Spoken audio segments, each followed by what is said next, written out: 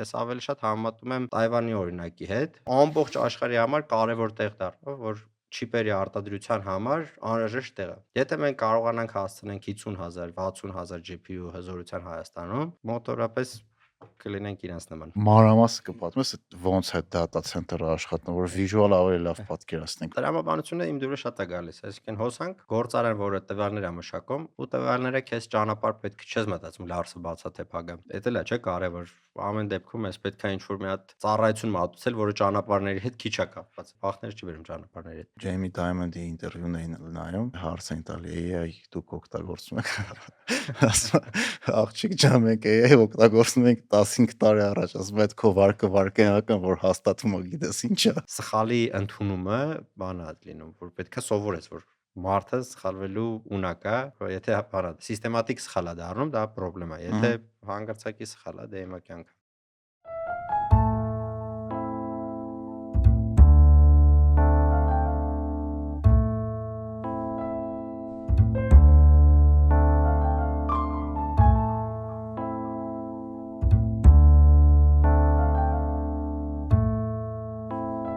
Բարև ձեզ։ Այսօր մեր ոդկասթի հյուրն է Art Group-ի հիմնադիր տնօրեն Դավիթ Աբովյանը։ Դավիթի հետ խոսել ենք data center-ներից, թե ինչպես են դրանք ընդհանրապես աշխատում, ինչ ինֆրաստրուկտուրա պետք է ամեն ինչ իրականություն սարքելու համար, էլեկտրաէներգիայի արտադրությունից, արևայինից, ատոմակայանից, վերջում զրուցել ենք մի քիչ գործարարությունից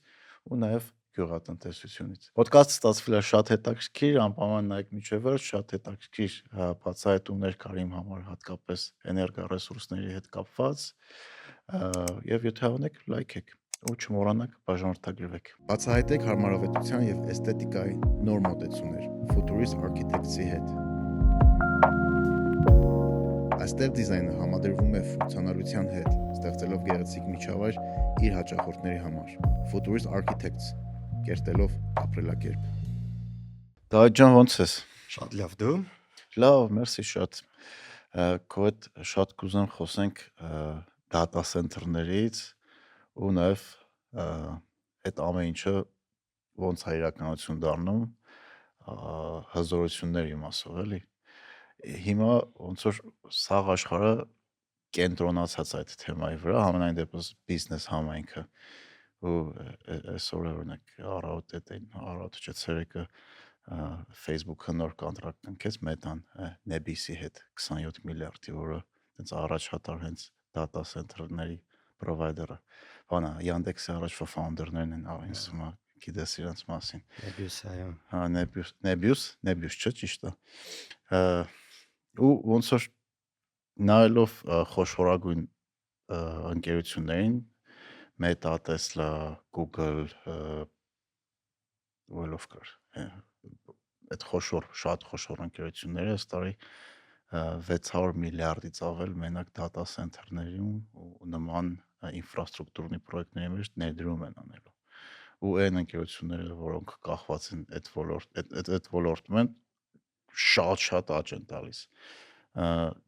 Ձեր մոտ ո՞նց է, Հայաստանում ո՞նց է, մի քիչ կպատմես դրա մասին։ Հույսով ենք Հայաստանը շատ մեծ աճ կունենա, չնայած ունենում է արդեն։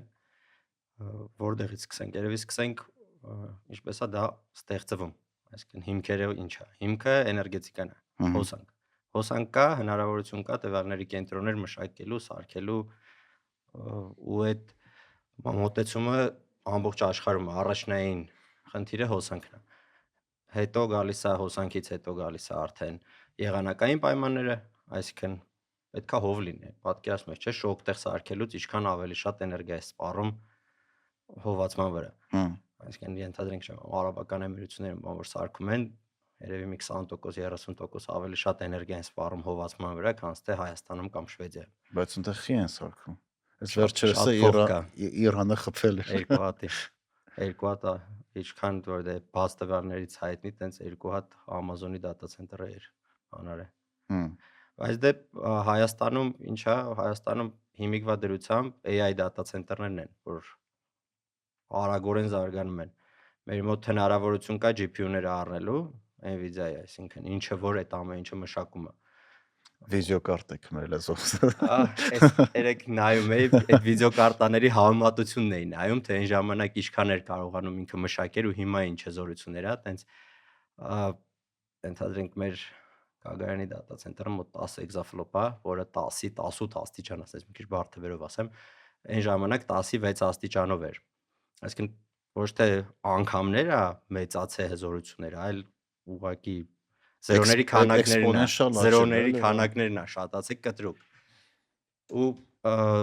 ամբողջ աշխարհը ոնց որ շատ տրենդ էին, ամերիկան դե առաջատար է, 50%-ից ավել AI data center-ները Ամերիկայում է գտնվում, Եվրոպան երկրորդ տեղով է գալիս, մենք է փորձում ենք քարտեզի վրա հայտնվել այդ ամեն ինչը։ Չինաստանը։ Չինաստանի հետ կապված բաց տվյալ չկա, པարզ չի իրանք ինչ չիպսետներ հիմա ունեն, ինչ որ բաներ հայտարարում են, ինչ որ բաներ չեն հայտարարում, բայց մենք Ամերիկայի հետ ենք աշխատում համապատասխան, այդտեղ կողմ ես ընտրում, կամ աշխատում ես մի երկրի հետ, կամ մյուս երկրի հետ։ Երկուսի հետ աշխատելը տեխնիկապես անհնար է։ Հասկացա։ Մենք ունենք հզորություն։ Առաջին հզորությունը, որ ստեղծվեց, Երևանի պետական համալսարանն է, այսինքն 64 հատ H100 վիդեոկարտոչկաներներ մեր, բավականին մեծ հզորություն է համալսարանի համար, ինչ շատ լավ եմ զգացել, այնտեղ հրանտի հետ մեր կանգնած էինք, Մասաչուսեթսի համալսարանից դասախոս էր, հայ տղա էր, շատ գրագետ տենց։ Ու պատմում դուք չեք պատկերացնում ինչ ունեք ձեր համալսարանում, ասում Մասաչուսեթսի համալսարանում ունենք 3 սերունդ հին GPU-ներ։ Ու տենց ես ու Հրանտը մեզ լավ էինք զգում շատ, որ Հայաստանում տենց բան ունենք։ Այսինքն առաջին քայլը դա է եղել։ Երևի դա է, որ մեր ոնց որ դուր բացեց, հիմա Գագարյանի մեր պրոյեկտը Elevate-ը արդեն 512 հատ B300 են։ Ինքը զգալի հզոր է իհարկե, բայց ինքը կոմերցիոն պրոյեկտ է։ Ոչ թե գիտության ուղղությամբ, այլ կոմերցիա։ Բայց այդ մեր համալսարանը ինչ կտա, ուսանողներ ունեք, ինչ են ստանալու։ Կարողանալու ենք այդ հզորությունները օգտագործենք, երևի հարց սկսենք այդտեղից։ Հրանտին հետաքրիր հարց տվեցին, որ ներկայացնում էր եկել էին բացմանը, բան, ասում են դե ուրիշ համալսարանների կտակ չէ, որ օգտագործեն ազատ ձեր բանը, ասած մենք ազատ մի րոպե չունենք էլ։ Այսինքն հերթի համակարգը դրած է, հերթի համակարգով ինքը ամբողջությամբ սպառվում է։ Պատկերացնում ես, չէ՞, ոնց է աշխատում։ Հերթը դրած է, հասարակ ծրագիր են շատ գրել, հերթով դնում ես task-ը, ինչ պետք է ինքը անի։ Ինքը լուծում գնում է։ Ու այդ լրիվ մեր ուսանողներն են օգտագործում։ Դասախոսներ, ուսանողներ, գիտնականներ,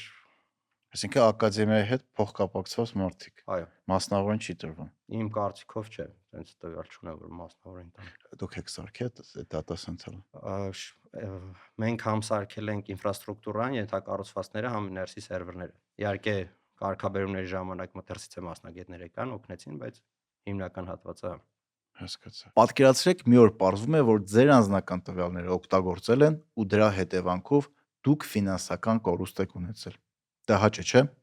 Բայց հիմա կա լուծում։ Agba բանկը FS ապահովագրական ընկերության հետ Agba Digital-ում ներդրում է նոր ծառայություն՝ հաշիվների ապահովագրություն։ Ֆինանսական հատուցում կստանաք այն դեպքում, երբ ձեր անզգուշության հետևանքով ձեր ծառայողը օգտագործել է ձեր անձնական տվյալները եւ արդյունքում դուք կրել եք ֆինանսական վնաս։ Ապահովագրական գումարը կազմում է տարեկան 1.5 միլիոն դրամ։ Ծառայությունը ակտիվացվում է շատ հեշտ Agba Digital հավելվածում, բաժանորդագրման սկզբունքով, ամսական ընդամենը 99 դրամով։ Ու ամենակարևորը, ակտիվացնելու դեպքում ապահովագրվում են բանկում ունեցած ձեր բոլոր հաշիվները, անկախ դրանց քանակից։ Ցանկացած պահի ծառայությունը կարող եք դադարեցնել կամ նորից ակտիվացնել։ Այսօր կարևոր է ոչ միայն գումար ունենալը, այլև այն պաշտպանելը։ Այդ ինֆրաստրուկտուրը ի՞նչ է նշանակում։ Ինքը ամբողջ ենթակառուցվածքն է։ Ինքը հոսանք, հովացում, ինտերնետային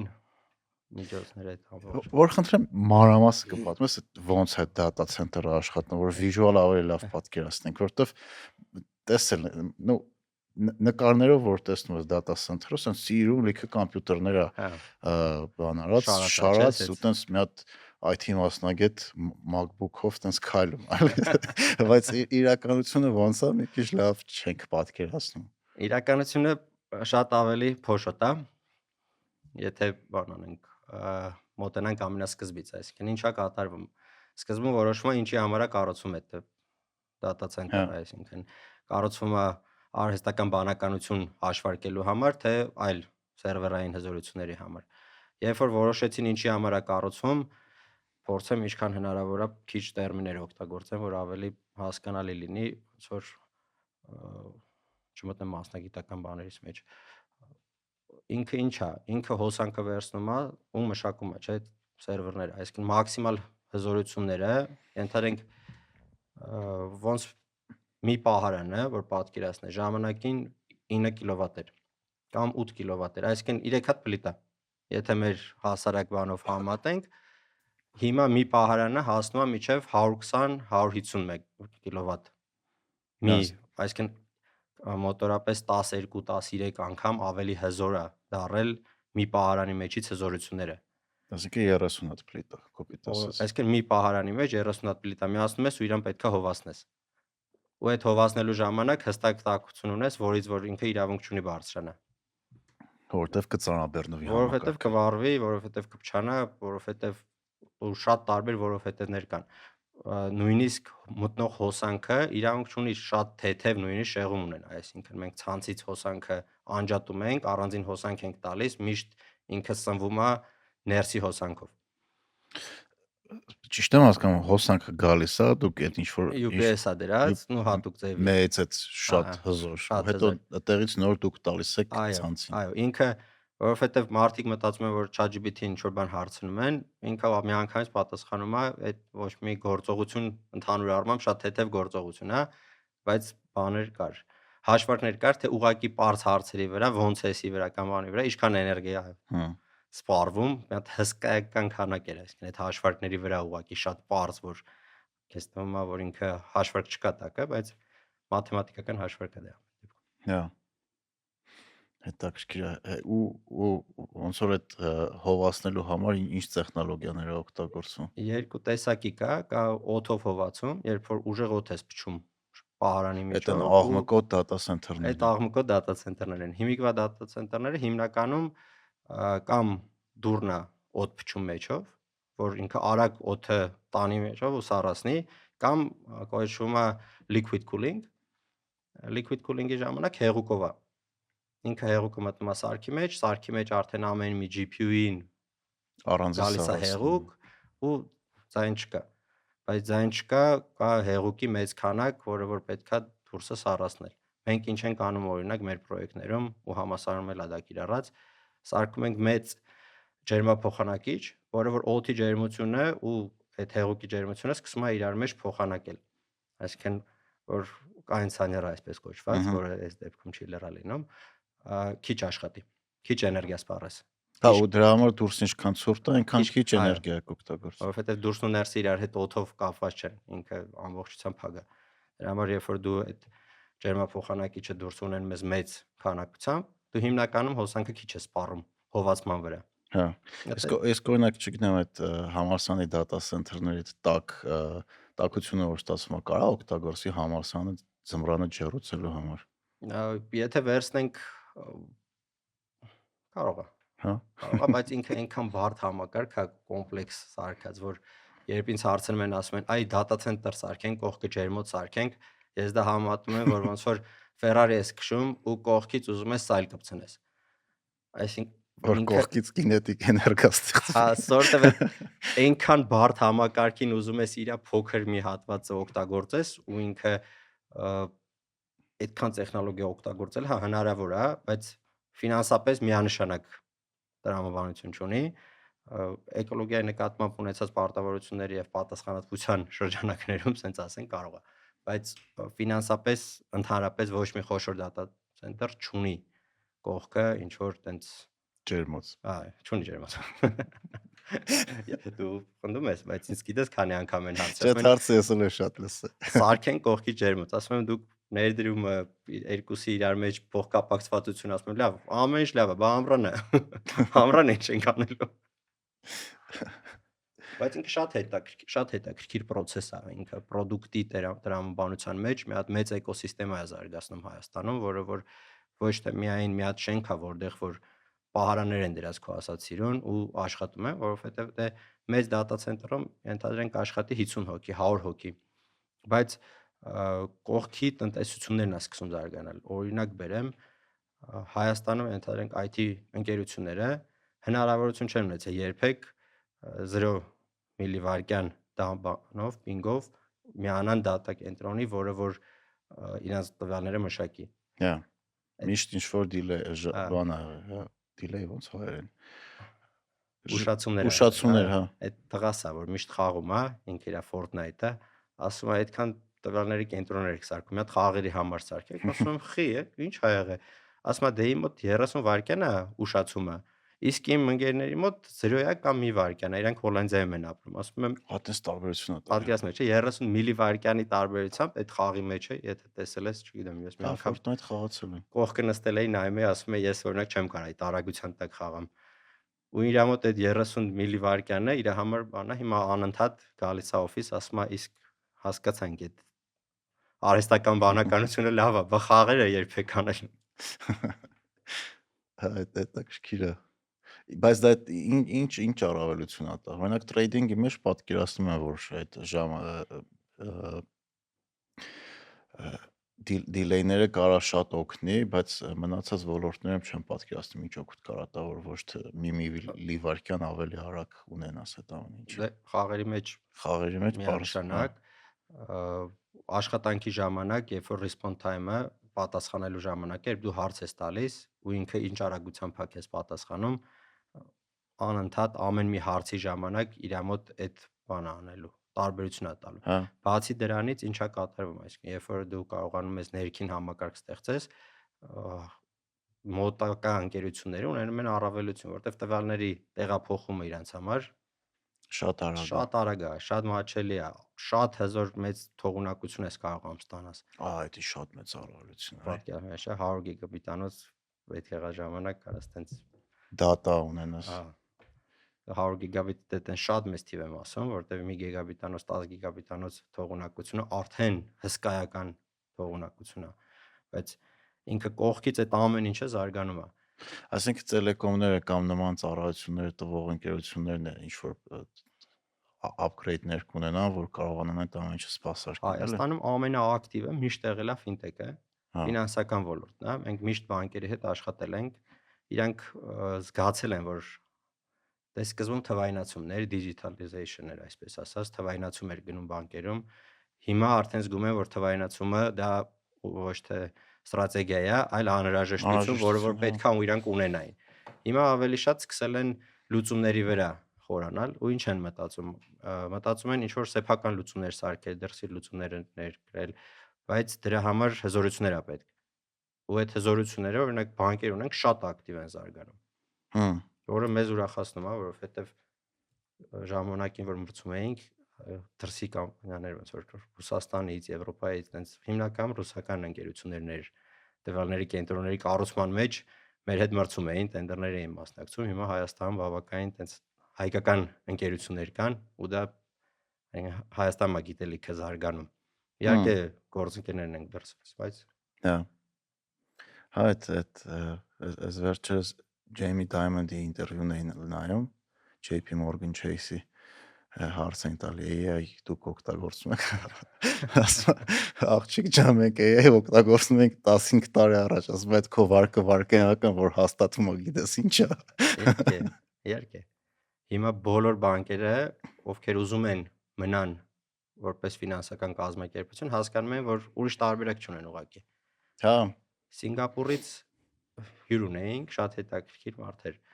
ինքը ֆինտեքի զարգացման նախարարն է, ինչ-որ sense պաշտոն ունեին շատ։ Ինքը որ ասես քանի հատ ուղղություն ունեն ֆինտեքում, 700 քանի ուղղություն ունեին ուղղակի։ Ես նայում եմ, ասում եմ, լուրջ ես ասում, այդքան ուղղություն ուղղակի, այդքան տենց ասում եմ, ամեն ինչ դիջիտալ է։ Բայց մյուս կողմից Հայաստանում այնքան խիստ է բաներ այդ regulation-ները ֆինանսական ոլորտի, որ եթե բանկ չես, համարյա ոչ մի բան չես կարող ֆինտեքում անես։ Համ չէ։ Ինչի՞ չէ։ Դե ունենք, չէ, ֆինանսավարկային կազմակերպություններ ունենք, վճարը այդ EasyDram, EasyPay-նա, EasyPay-Dram։ Մի փոքր իհարկե կենտրոնական բանկը լավ ցկած է պահում օրենքները, դե տրամաբանություն կա, որպեսզի երևի ամբողջությամբ հետագա խնդիրները սահմանափակելու համար։ Բայց մյուս կողմից դե բան ենք low trust հասարակություն ենք, չէ՞, ցածր վստահությամբ հասարակություն ենք, դրա համար շատ բաներ չես կարող գիտես, բաց երբ եմ դա թողես։ զգում low trust-ը, երբ որ գալիս ես արտերկրից Հայաստան ես վերադառնում ու քեզ ասում են գնային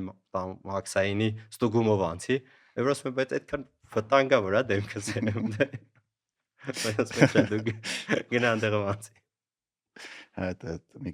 քանի շաբաթ առաջ նույն փորձառությունը ես եմ ունեցել, դες դուրս եմ գալի, ասենց ասում եմ գնա այնտեղ Ստամբուլից, ասում եմ Ստամբուլից չէ, ասում եմ լավ կարաս չգնաս, ասում եմ եթե Ստամբուլից անպայման պետք է ստուգեք, ասում եմ հա բա սա առևտրականներեն դեյց են գալիս։ Հետաքրքիր է էլի, որտեղ եթե Ստամբուլից ես, ուրեմն հետդ ինչ որ արգելված բան ես վերում, որ պետք է ռաստամոչ կանես, դրա համար անպայման մտի ստուգենք։ Դե մի օրը դա է կփոխվի մեջներս։ Հա, այդ դժվար երկար Կամաց process է։ քայլ ինչ որ Բայց հետաքրքիր է բանը, այս վերջերս այդ թեմով շատ եմ մտածում, այն որ մեր մոտ վստահությունը այդքան ցածր մակարդակի վրա է, ամեն ինչը դժվարացնում է, սկսած մեքենա քշելուց, որտեվ հանգիստ քո ուղիղ գծով չես կարող գնաս, վերջացրած ամենապարզ հարաբերություններով, որ ամեն ինչ պետքա, չգիտեմ, կրկնակի ստուգես, հետաքրքիր բան է, կամոտ է դա։ 3 օրա դասերի եմ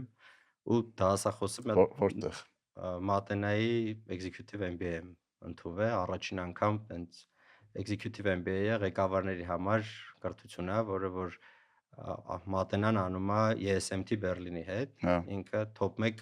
համալսարանից մեկն է։ Համալսարանն է Բերլինում ու Գերմանիայում ու շատ հետաքրքիր է կառուցվել դա, մի հատ առանձին պատմություն է, ոնց են բիզնեսները որոշել, որ իրենց համալսարանն է պետք, միացե իրար կոնկուրենտ բիզնեսները ու մի հատ top 1 համալսարան է ստեղծել, այդ մի հատ առանձին, բայց ինչն էր հետաքրքիր, դասախոսը պատում է կազմակերպությունների գնում, ստրատեգիկ պարտներ, ստրատեգիկ գործընկերություն, ստրատեգիկ ալյանսներ ու ամեն ինչ պատում ասում է trust վստահություն, հա։ Պատում ասում է trust, ասում ենք այս մենակ այդ բառը ոնց որ գիտես, քեզ անընդհատ ասում է ֆունդամենտն է, եթե չկա վստահություն գործընկերոջդ մեջ, այսինքն դու մենակ կարող ես կարճաժամկետ process իր հետ կառավարես։ Ես քեզ այնց գնեցի ինչ որ բան, դու ինձ վաճառեցի ինչ որ բան։ Ընդ որում այդ էլ շատ կասկածելի եմ անելու, որտեղ մտածել եմ, ասել եմ նարեկ այս ջրի մեջ ինչա խառնել, որ վաճառում է։ Կամ փոխանցելուս Photoshop-ով սարքած պլատյոշկա է ուղարկելու, որ մի շաբաթից է, գիտենց շատ կրկնվող թեմա է այս process-ի մեջ արդեն վստահության խնդիր է գալիս ու ինքը ոչ թե սովորացնում էր այդ վստահությունը, որպես դե լավ կլինի, որ լինի, այլ առանց դրա ուղղակի չի լինում։ Այդ քո ասած դրա համար էի ժպտում, որ ասում եմ, այս 3 օրա այդ բառն էի անընդհատ լսում ու հա, ես 3 օրա դրա մասին եմ մտածում, չնայած ձեր դասախոսը չեմ շփվել, բայց քո ինչն էր պետք համալսարան ընդունել։ Զուտ հետաքրքիր է, որովհետև Հայաստանի խոշորագույն ընկերություններից մեկի, չգիտեմ, տնօրենն ու սեփականատերն դες։ Հետաքրքիր է սովորել միշտ։ Բացի դրանից փորձում ես զարգանաս, փորձում ես կողքից նայես, ինչ որ նոր արժեք ստեղծես, ավելացրած արժեքդ ավելի մեծացնես։ Այսինքն միշտ կողքից քեզ նայելու հնարավորություն է տալիս, դա ամենակարևորն է, կարծում եմ, որ միանգամից դու ինչ որ բաներ պրոյեկցիա ես անում, կարդում ես ինչ որ բան ու ասում ես, այս ինչը կարող է ճիշտ չեմ արել, այս ինչ թիմակցիս հետ կարող է, այս ինչը պետքա թողե ինքը առաջինը ասեր, նոր ես ասել, ես առաջինը ասեցի, հետո ինքը դե parza որ չէր հակասելու ինձ ասեր, սենց ու երբ որ օպերացիոն ղեկավարման մեջ ես լինում անընդհատ, քեզ թվում է դու ամեն ինչ գիտես, բայց հենց որ դուրս ես գալիս, զգում ես որ այդքան է տենչ։ Այո։ Ոնց որ հետա բերում իրականություն էլի։ Հետա բերում իրականություն, հետա բերում երկարաժամկետ մտածելակերպին, որ շատ լավ է, որ լավ է, բայց երկարաժամկետ մտածի ոնց ավելի լավ զարգանա ընկերությունը։ Այտենց բավականին սիրում եմ սովորել։ Հա։ Այդ հարցը ինձ էլ են տվել էլի ժամանակ, մի քանի տարի առաջ, երբ որ ես այտենց մեծ ընկերության տնօրեն էի, որոշեցի գնամ նորից սովորեմ։ Սաղ էտ էին ասում ինչ տա պետք։ Իսկ չէին հարցնում, սովորում ես, թե սովորացնում ես։ Չէ, սովորում եմ։ Մեր մոտ օֆիսում այսօր խոսակցություն ունենք, ասում են չենք հասկանում, էլի դու դասավանդում ես ընդ թե սովորում ես։ Այդ հարցը ես քեզ տվեցի, ինձ թվաց դասավանդում ես, ոչ թե ուսանող ես գնաց։ Չէ, սովորում եմ, դասավանդելը դեռ իմը չի։ Հասկացա։ այդ բանը ծառը պատմությունը ես պատմեմ, այս վերջերս ամերիկյան համալսարանում գնացել էի տրեյնինգ կարդալու ու story արա Instagram-ում հորքուրս տեսել էր ու զանգել էր մամային ասել էր որ նարեկ ամերիկյան համալսարանում դաս է տալի ու սաղ բարեկամներ նորը գնացել էի տուն մաման սենց կողքից գալիս ասում այդ ինչ ես դաս տալի ասում եմ ասինք ինչ եմ դաս տալի ասում ամերիկյան համալսարանում դաս չես տալի ասում մամ տենց ինֆորմացիաներ որտեղից է գալիս ես ասում բա հորքուրն ասե ու տարածվել է, չէ՞ մի անգամից իհարկե։ շատ տարածվել էր այդ ինֆորմացիան հետաքրքիր է դե բան էլի ոնց որ մեկը մեր ամենա երևի ուժեղ աջակիցները մնում են մեր հարազատները էլի որ ամեն փոքր քո Ուրախանում հաջողությամբ ուրախանում են անգամ ծաղկացնում են քո մոտ էլ է տենց միանշանակ։ Մայրս երկու կողմ ունի դա, այսինքն ցանկացած ինչ որ խնդիր է բիզնեսը, խնդիրներն են լինում։ Ցանկացած խնդիր փորձում ես որ չիմանան, որովհետև շատ են տխրում, շատ են նեղսրտում, տենց խնդիր է դառնում էլի ու միևնույն ժամանակ մի հատ փոքր ուր բան որ ստացվում է, ուրախանում են, սաղին պատում են։ Եղբայրս Ամերիկայի զանգում ասում է, «Օ, ապրես, բան, սենց ասում եմ, դու որտեղից ասում ոնց որտեղից, մամա զանգի պատմել է»։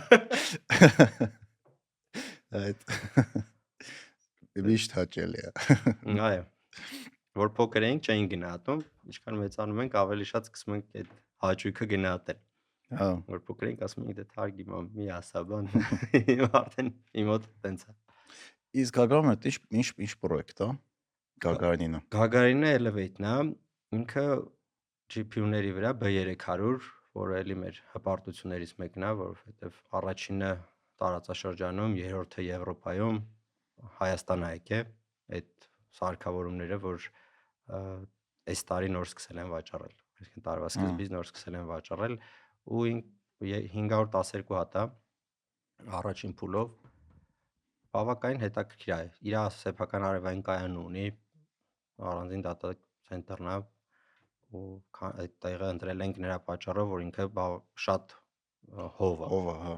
25 աստիճանից եղանակը չի բարձրանում, համապատասխան տարվա հիմնական մասը մեր մոտ ծառացումը առանց հոսանքի է, որը որ կտրուկ փոքրացնում է քո հաշիվը հոսանքի։ Այսինքն կոպիտ ասած, եթե շատ կոպիտ նայենք, այդ data center-ները իրականում հոսանքը վերցնում են, սարքում են պատրաստի product ու արտահանում են, Ինքը հումքն է, հոսանքը, նո երկու հումք ունես, հոսանք ու տվյալ։ Հա։ Իսկ այդ գործարանն է։ Ինչքան շատ հոսանք ունես, այդքան լավ հումք ունես, ֆունդամենտը պինդ է։ Շատ հոսանք ունենալը դա բերում է մի հատ հսկայական առավելության, իսկ հումքը դա տվյալներն է։ Տվյալը վերցնում ես, հոսանքը վերցնում ես, ստացվում ես product։ Դե տվյալը քեզ քո ոնց որ հաճախորդներ տալիս են, չէ՞, դու դրա խնդիրը չունես վերցնելու։ Ես միշտ իրան օրինակ եմ բերում, ոնց որ պղնձի հանքը։ Ոնց է, պղնձի հանքից կարած վերցնես, մի հատ վերամշակում անես, մեր գործարանները ոնց են անում, մի հատ վերամշակում են անում ու արտահանում են, հա։ Հիմա դու կարաս երկրորդային վերամշակում անես, երրորդային վերամշակում անես, վերջում կարող ես սարքել դրանից չեմ, մեքենա նոր վաճառես։ Հիմա նույնը տվյալների կենտրոնն է։ Հոսանքը ունենք հումքն է, տվյալները կամ հաճախորդից է գալիս, կամ սեփական տվյալներն է։ Իրար հետ որ ստանում ենք, ինչ որ մի հատ product ենք ստանում։ Առաջին գիծը ոնց որ այդ ամենապարզ product-ն է, երբ որ դու ուղակի սարքավորումները տալիս ես, ասում ես, այս սարքավորումները հոսանքին միացրած են, նորմալ սպասարկում եմ, դու տվյալը բեր, դու տվյալը տար, ինչ անես, քո գործն է։ Ինձ վճարում ես հզորության համար։ Ժամով կվճարես, ժամով կաշխատի սերվերը։ Երկրորդ ոնց որ մակարդակը դա երբ որ դու չես ասում տվյալները կբերես, ժամով կվճարես, ասում ես ես իրա վրա ծրագրեր եմ դրել, քո տվյալները ավելի հեշտ է մշակելու։ Դու ինձ կվճարես մի հատ ժամավճար սերվերների համար, մի հատ էս ծրագրերի համար։ Ոնց որ օրինակ, չգիտեմ, Azure-ն է անում, Amazon-ի։ Երրորդ մակարդակը արդեն երբ որ Amazon-ը, Azure-ը, Azure-ը Microsoft-ինն է, չէ՞։ Microsoft-ն է, հա։ Երրորդ մակարդակը արդեն երբ որ ես տվյալներն եմ առնում, վերամշակում եմ, սարքում եմ language model-ներ ու language model եմ սկսում վաճառել կամ այլ ձև։ Այսինքն դա արդեն դրան ձգտելու ենք իհարկե, բայց հա կամաց դրա համար է ասում ինքը ենթակառուցվածք է զարգանում ամբողջությամբ։ Այսինքն ծրագրավորման ընկերությունները սկսում են քո համար նոր պրոդուկտներ անել, հետո այդ նոր պրոդուկտի վրա պրոդուկտ ու տենց Հիմա առաջի լեվելը տալիս ենք արդեն։ առաջին լեվելը 1 ամսից կտանք։ 1 ամսից։ Պլյուս նաև ավելանում է Firebird-ը, Firebird-ն էլ է սարքվում, շատ այդ հենց ոգեշնչող է Հայաստանի համար, որովհետև երևի չենք պատկերացնում ուղղակի ինչ չափերի է սարքվում։ Սկզբից կես միլիարդ էր, հետո դառավ 4 միլիարդ։ Ես քեզ սենց ասեմ, կես միլիարդն է շատ մեծ է։ Եթե գոնե կես միլիարդ երնի, արդեն Այսինքն ինքը ինչ է, կես միլիարդով ուղղակի ինտերնետով երբ որ դու նայում ես Եվրոպայում ինչ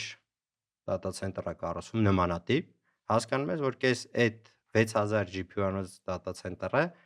Եվրոպայի ամենախոշոր data center-ներից մեկն է լինում։ Դե բանը եթե նայենք, օրինակ, չգիտեմ, Nebius-ը, Irene-ն է հաստատ գիտես։ Իրանք այսօր երևի ամենատակ բաներն են,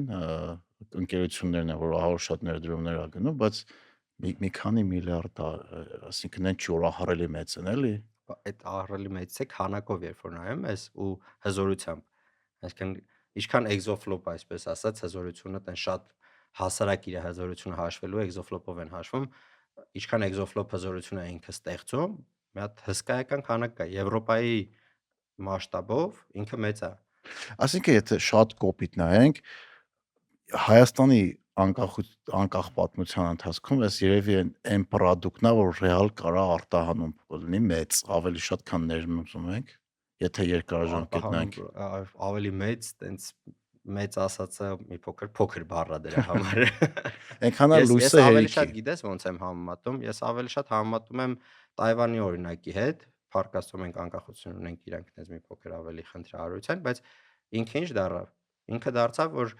բոլոր չիպերը արտադրվում են իրանց մոտ։ Հա,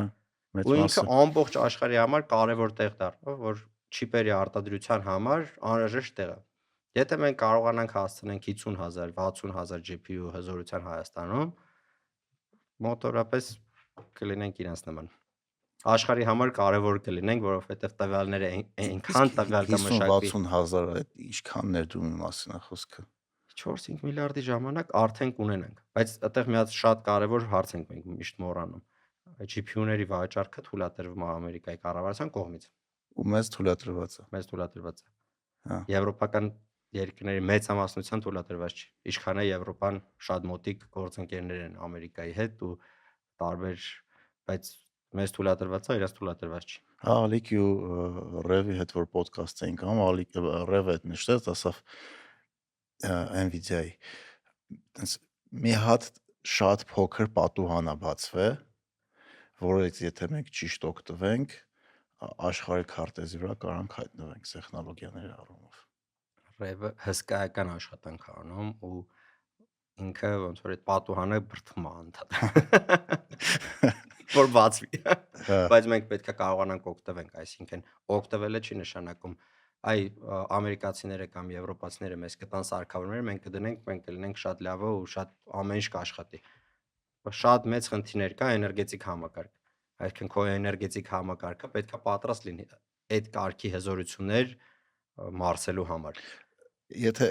այդ կարգի հզորության մասին ենք խոսում, 30-ից 40000 ասեցիք, չէ՞, GPU-ներ։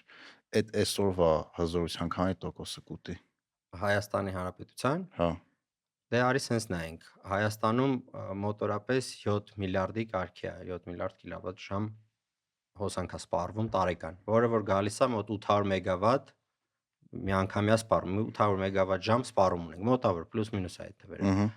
800 մեգավատ Firebird-ը խոսում է 240 մեգավատի մասին։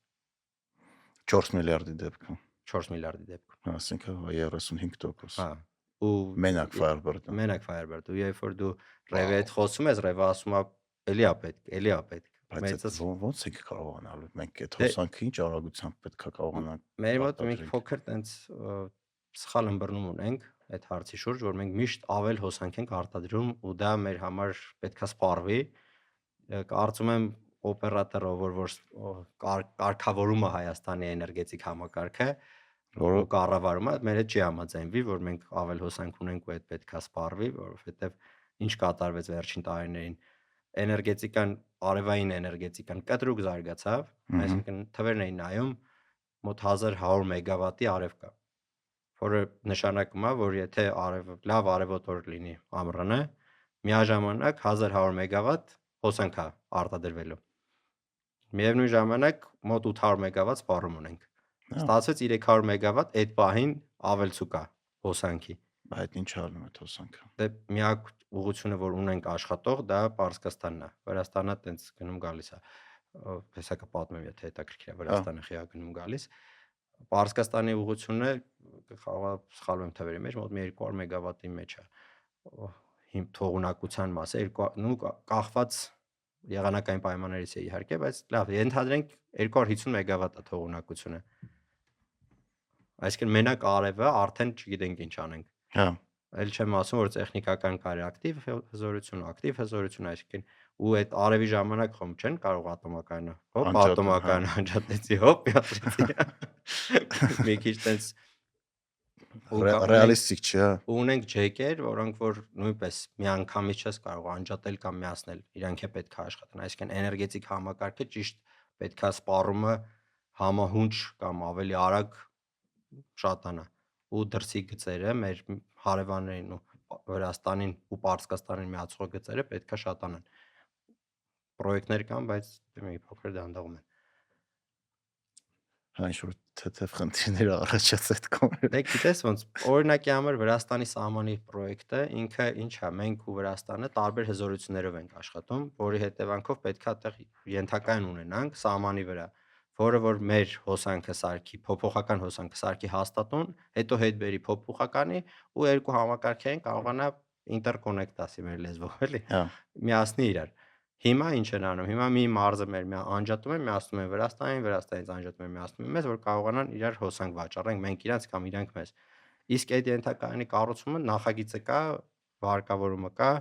ու տենդերը այս քանի տարի է ուշանում է, բայց հույսով ենք, ասում խոսք են տալիս, որ շուտ կանեն, որովհետև պետությունն էլ է շատ ակտիվ աշխատում է այդ ուղղությամբ։ Շահագրգռված են։ Շատ։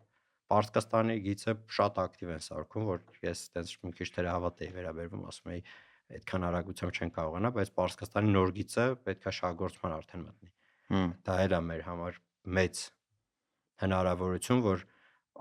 ավել արտադրված հոսանքը վաճառվի Պարսկաստան։ Դե իրանց հետ մենք ունենք գազ հոսանքի դիմաց պայմանագիր։ Հա։ Ու հետո դրանից հետո ինչ արվում հոսանքի հետ։ Հա։ Եթե կողքից երկրներին չկարողանանք մենք ոնց որ ճիշտ ձևի միանանք, ավել հոսանքի ժամանակ ուղակի արևային կայանների մի մասը անջատվելու է։ Այսինքն ուղակի օպերատորը ավտոմատ կերպով անջատելու է, ասել է չկա տեղ հոսանքի։ Հա։ Ինչքան ուզում եք արտադրել, ոչ մեկ չի առնի, էլի։ Բանն է, բոլորը ոնց որ իրենց գործը լավ են անում, բայց երբ որ նայում ես ընդհանուր, ստացվում է, որ ստրատեգիան դե պարզա որ էկոնոմիկայի նախարարությունը ընդհանրեն ուզում էր, չէ, արևային կայանները շատ լինի։ Հա, բայց սուբսիդիաները հիմա սկսվում են հանեն, չէ։ Դե չէ, պետք է մի քիչ փոքր երևի շուտ է հանեն։ Հա։ Բայց էկոնոմիկայի նախարարությունը լավ աշխատեց, սուբսիդիա եղավ, բոլորս ուրախացանք, ասացինք արևային կայաններ, տան վրա արևային կայան եւ այլն, շատ լավ է, սուպեր է։ Օպերատորը դե ոնց կարա իր ռեսուրսներով կարգավորում է։ Դե բայց հիմա այսքան որ արևային կայան դուրս է գալիս, օպերատորը ինչ անելու չեմ պատկերացնում, մի բան պետքա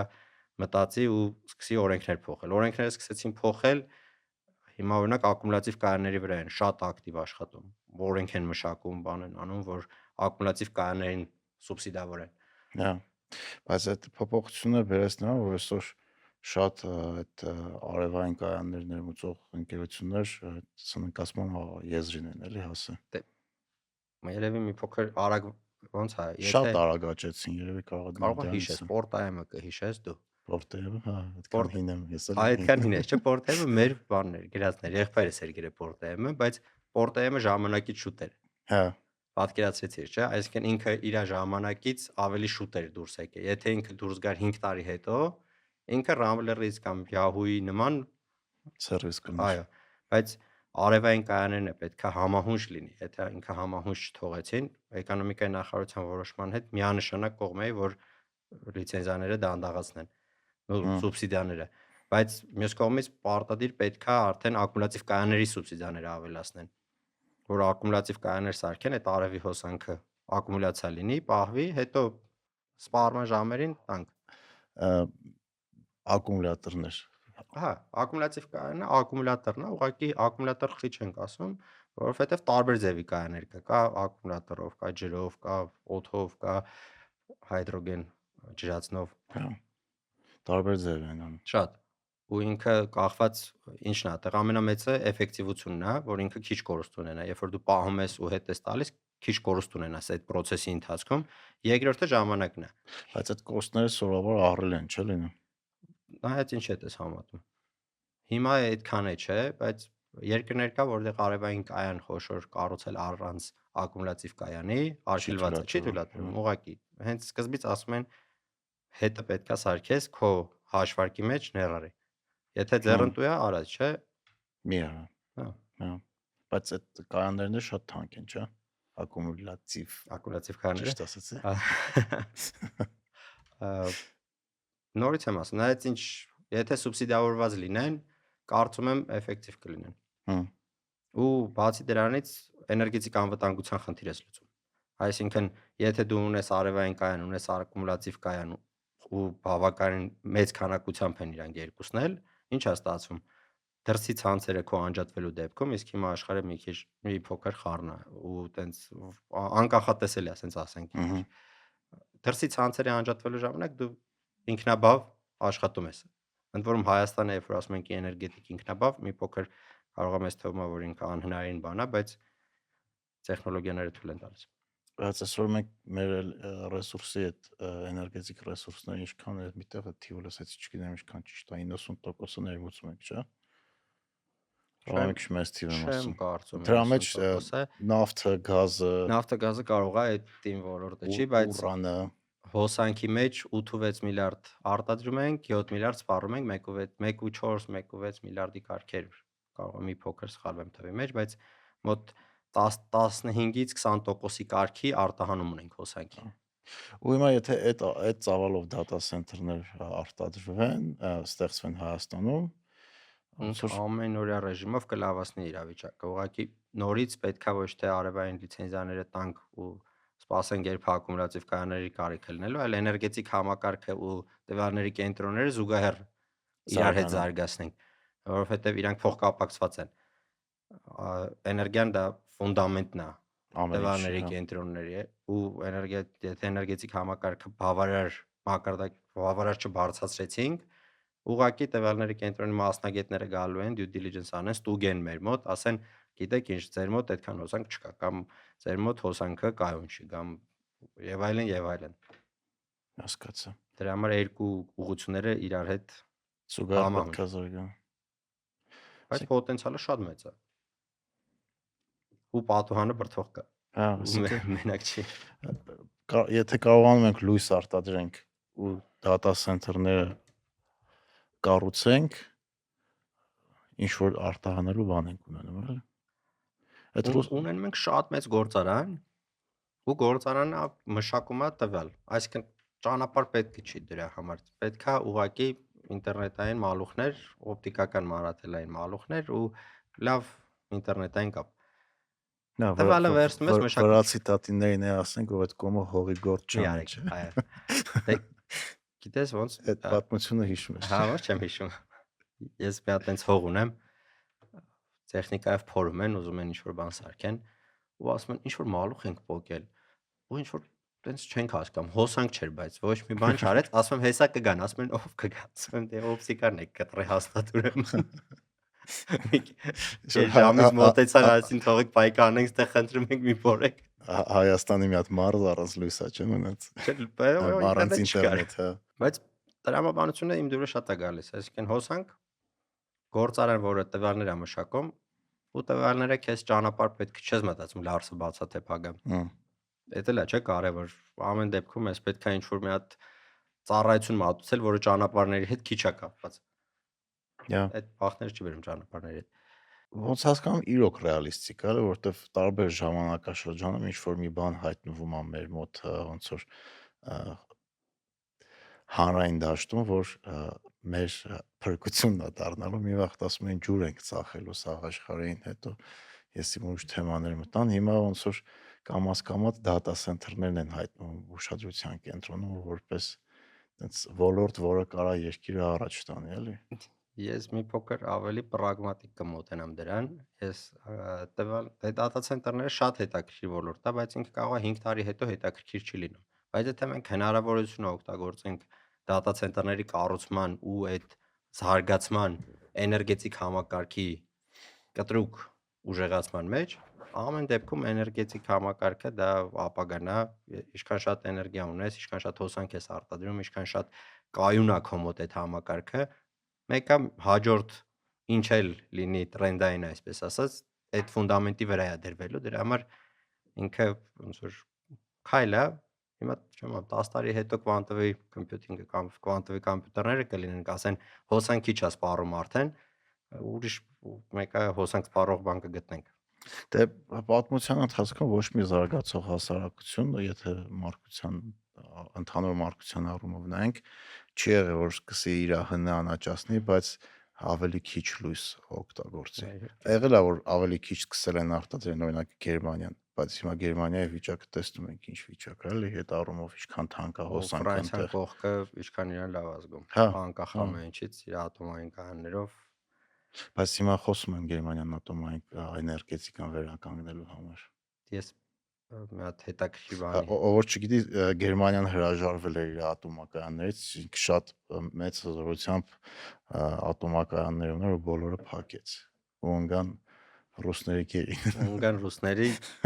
ֆրանսիացիների եւ մնացածի։ Չէ, շատ հետաքրքիր է ու մենք պետքա ուրիշներին նայելով սովորենք։ Ու նաև Չինաստանը ինչքան է ավելացրել իր արտադրությունը, էլի Ընդեղի հոսանքի։ թվերը ինձ թվում է մի զրո սխալվում են։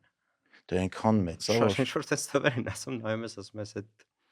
եթե չեմ սխալվում, այս պայդրությամբ 30 հատ ատոմակայան են սարքում Չինաստանում։ դե 30 հատ։ Ու այդ արևայինովը առաջատար են, շատ առաջ են բոլորից։ Հետաքրքիր մի հատ ելույթ էր կանցլերը Գերմանիայի, ասում է դե չեմ զարմանում, ասում է որ Չինաստանը մեզանից առաջ է կանաչ էներգիայով։ Մեր մոտ տևում է մի ամիս, որ մենք որոշենք տալու ենք թե չենք տալու, քննարկելու ենք լիցենզիան թե չենք քննարկելու արևային լիցենզիան, բայց չինացիները մի շաբաթվա մեջ լիցենզիան տալիս են, ասում մի բան մտածեք, օրենք ընդունեցին, որ մի ամսվա մեջ եթե չտվեցին, տված է համարվում։ Հա։ Այսինքն պետքա մերժես կամ ինքը ավտոմատ գեներացվում է։ Հա, բյուրոկրատիան շատ է խանգարում այդ առումով։ Հա։ Չէ, ինքը դե պետքա ռեալիստիկ է մոտենալ, չի կարելի տենց թողել ով ինչ ուզի անի, իհարկե, բայց արագությունը տնտեսության կտրուկ է մեծացել։ Այսինքն, եթե տնտեսության զարգացումը, դե ChatGPT-ն ապացուցում է այդ ամեն ինչը, որովհետև մեզ ժամանակին որ մի հատ տվյալ ունենայինք, դնում էինք, research էինք անում, նայում էինք, մարդ էինք խնդրում, ուսումնասիրում էր, գալիս էր, միտինգ էինք անում դրա շուրջ, քննարկում էինք անում, հիմա ChatGPT-ի հետ կամ ուրիշ AI-ի հետ մի քիչ քննարկում ես, մի ժամ հետո արդեն մոտդ բիզնես պլանը պատրաստ է այդ ուղղությամբ, գիտես ինչ ես անելու, որտեղի փորձը ոնց է եղել։ Այսինքն բիզնեսը շատ է արագացել։ Հա։ Ու աշխարհն է արագացել, մենակ մի երկիր չի որ արագ է։ Ահա։ Այսօր մի հատ հետաքրքիր հոդված էի կարդում այդ թեմայով, որ քանի որ ինֆորմացիան արագացել է, շատ process-ներ արագացել են ընկերություններում, արդեն անգամ շատ տեխնոլոգիան ընկերություններում կամպանիայի ստրուկտուրան է դառնում bottleneck-ը, այսինքն հայերեն ասած դանդաղացնում է ոչ թե ինֆորմացիայի կամ հզորությունների պակասը, այլ ընկերության կառուցվածքը, որտեվ ընկերության կառուցվածքը ստեղծված է այն համակարգի համար, որը 5 տարի առաջ էր։ Չգիտեմ, շաբաթ ամբողջությամբ է փոխվում։ Դա էլ որ ասում ես ես գնում սովորելու, հա, որ շփվում ես մարդու հետ, ով որ Եվրոպայում ինչ որ խոշոր ստրատեգիկ գործընկերության պրոյեկտի ղեկավար է։ Ու ինքը այս երեք տեղա ինչ որ բան քննարկե, եկել է այսօր քեզ պատմում է ոնց է պետք քննարկել այդ ամեն ինչը, զգում ես որ իրանք իրանց վրա ամենօրյա ռեժիմով աշխատում են։ Որովհետև հասկանում են, որ ինչքան է դու այսօր լավ ուժեղ ես, վաղը չեմ այսօրը եթե չսովորեցիր, չփոխվեցիր, հետ ես մնում։ այո, Հա ու ամեն ցանկացած ինֆորմացիայի հասանելիության դարում փորձառությունը ու ինչ որ մի բան անելու ունակությունը դառնում է ոսկի։ Հա այդ բանը անգլերեն ասած agency-ն էլի, որ կարողանում ես որոշում կայացնես ու ինչ որ մի բան անես։ ու արագանես։ Ու արագանես, հա, շատ անգամ արագանես։ Իհարկե իներտ շուկաները կա, որ ավելի իներտ են, քան թե մյուսները, բայց քանի որ ես տենց տարբեր ոլորտներում եմ, տեղեր կա, որ ստրատեգիա կարելի է մշակել 5 տարով ու հետո տարին մի անգամ նայել ինչա կատարվում, բայց տեղեր ունենք, որ ստրատեգիա մշակելը այնքան է դժվարացել, որ ուղղակի ուղղություն ես մշակում, գլոբալ ստրատեգիա գիտես ինչ ես ուզում ստանաս, բայց իմպլեմենտացիան դառնում է դժվար, որտեղ երբ որ դու իրան իմպլեմենտացիա ես անում, արդեն փոխվել է իրավիճակը, սկսում ես Եկանք մի հատ լավ թեմա է, որ էլի ուզում եք հոտ քննարկեմ այդ մի քանի բան անելը, օրինակ, երբ որ մարդուն հարցում ես ինչ է անում, այն ինչով է զբաղվում, դժվարանում այդ հարցին պատասխանել, ու սովորաբար այդ մարդիկ բաներն են, entrepreneur-ները, հայերեն գործարար։ Հիմա դու գործարար ես, հա։ Ես գործարար եմ համարում, հա։ Մի քանի տարբեր ոլորտի։ Մեկ ասում եմ entrepreneur, եթե LinkedIn-ի պրոֆիլս նայես, գրածա parallel entrepreneur, այսինքն զուգահեռ տարբեր բաներով զբաղվող գործարար, բայց մեր մոտ Հայաստանում ոնց է, մենք entrepreneur ու գործարարին տարբերում ենք իրարից։ Entrepreneur-ը դա IT-ով զբաղվող մարդն է, գործարարը դա մնացած ամեն ինչը։ Հա։ Բայց խե IT-ով։ Չգիտեմ, տենց է մեջներս։ Խիա Xerox-ը կոպի անելու մեքենան, ոնց ենք մենք ասում ենք, մի հատ խնդրենք Xerox անես, չէ՞։ Հա։ Ղազախստանում էի, մեկը ասում է Canon կանես։ Սս նայում եմ, ասում, այսինքն իրանց մոտ Canon, հա։ Իրանց մոտ Canon-ն է, ասում ձեր մոտ փաստորեն շուկա առաջինը Canon-ն է մտել։ Հիմա մեր մոտ entrepreneur-ը առաջինը IT համայնքն է վերցրել, դրա համար IT-ն է մնացել entrepreneur-ը, բայց գործարար լինելն էլ է, դա էլ է հետաքրքիր, ոնց է գործարար լինելը լավա թե վատա։ Այն հացում համար, նայած ինչ ոնցն է այդ հարցին։ Ու շատ մարդիկ կան կտանջվեն գործարար լինեն։ Մարդ եկա կտանջվի, եթե չլինի։ Եթե չլինի։ Այդ կա։ Ես եթե նոր բան չեմ անում, իմ մեջ բան է լինում։ Անդադ պետք է։ Մի հատ նա օրինակ, եթե այդ մոտիվացիոն կամ այդ self-help գրքերը նայես կամ անգամ շատ բիզնես գրականություն, մի հատ նարատիվ կա, որ պետքա ֆոկուս ունես։ Ու սովորաբար դա ներկայացնում է, որ ֆոկուս եղի մի բանի վրա։ Ու այդ ժամանակ ստացվելու հավանականությունը կբարձրանա։ Բայց դու օրինակով ցույց ես տալու, որ քո մոտ տեն չի։ Արդյոք համաձայն ես այդ գաղափարի հետ, որ պետք է մի բանի վրա ֆոկուս ունես։ Ֆոկուս լինելը կարծում եմ, որ կարևոր է, բայց այդ պահին պետքա ֆոկուս լինես։ Այսինքն ես եթե քննարկում եմ իմ թեմի հետ ինչ որ այսինչ բիզնես ուղղության հետ կապված այսինչը, ինչ որ հարց, ես դրա վրա եմ։ Իմ համար ցանկացած ուրիշ խնդիր էլ խնդիր չի։ Ես դրանով եմ զբաղված։ 2 ժամ հետո կարող եմ ուրիշ լրիվ process-ով զբաղվել։ Դա էլ մի հատ առանձին երևի թե գիտություն է, ոնց անես, որ ու անցատետել եմ սովորում, մեկա չի ստացվում, որ օպերացիոն կառավարումը ու ստրատեգիկ կառավարումը իրարից տարանջատես ու կարողանաս օպերացիոն կառավարման մեջ է լինես, ստրատեգիկ կառավարման մեջ է լինես ու որոշումներդ, որովհետև ոնց որ տարբեր կիսագնդերով ես որոշում, միտեղ ապագան ես կանխատեսում, միտեղ այսօրվա խնդիրն ես լուծում քո ունեցած փորձով։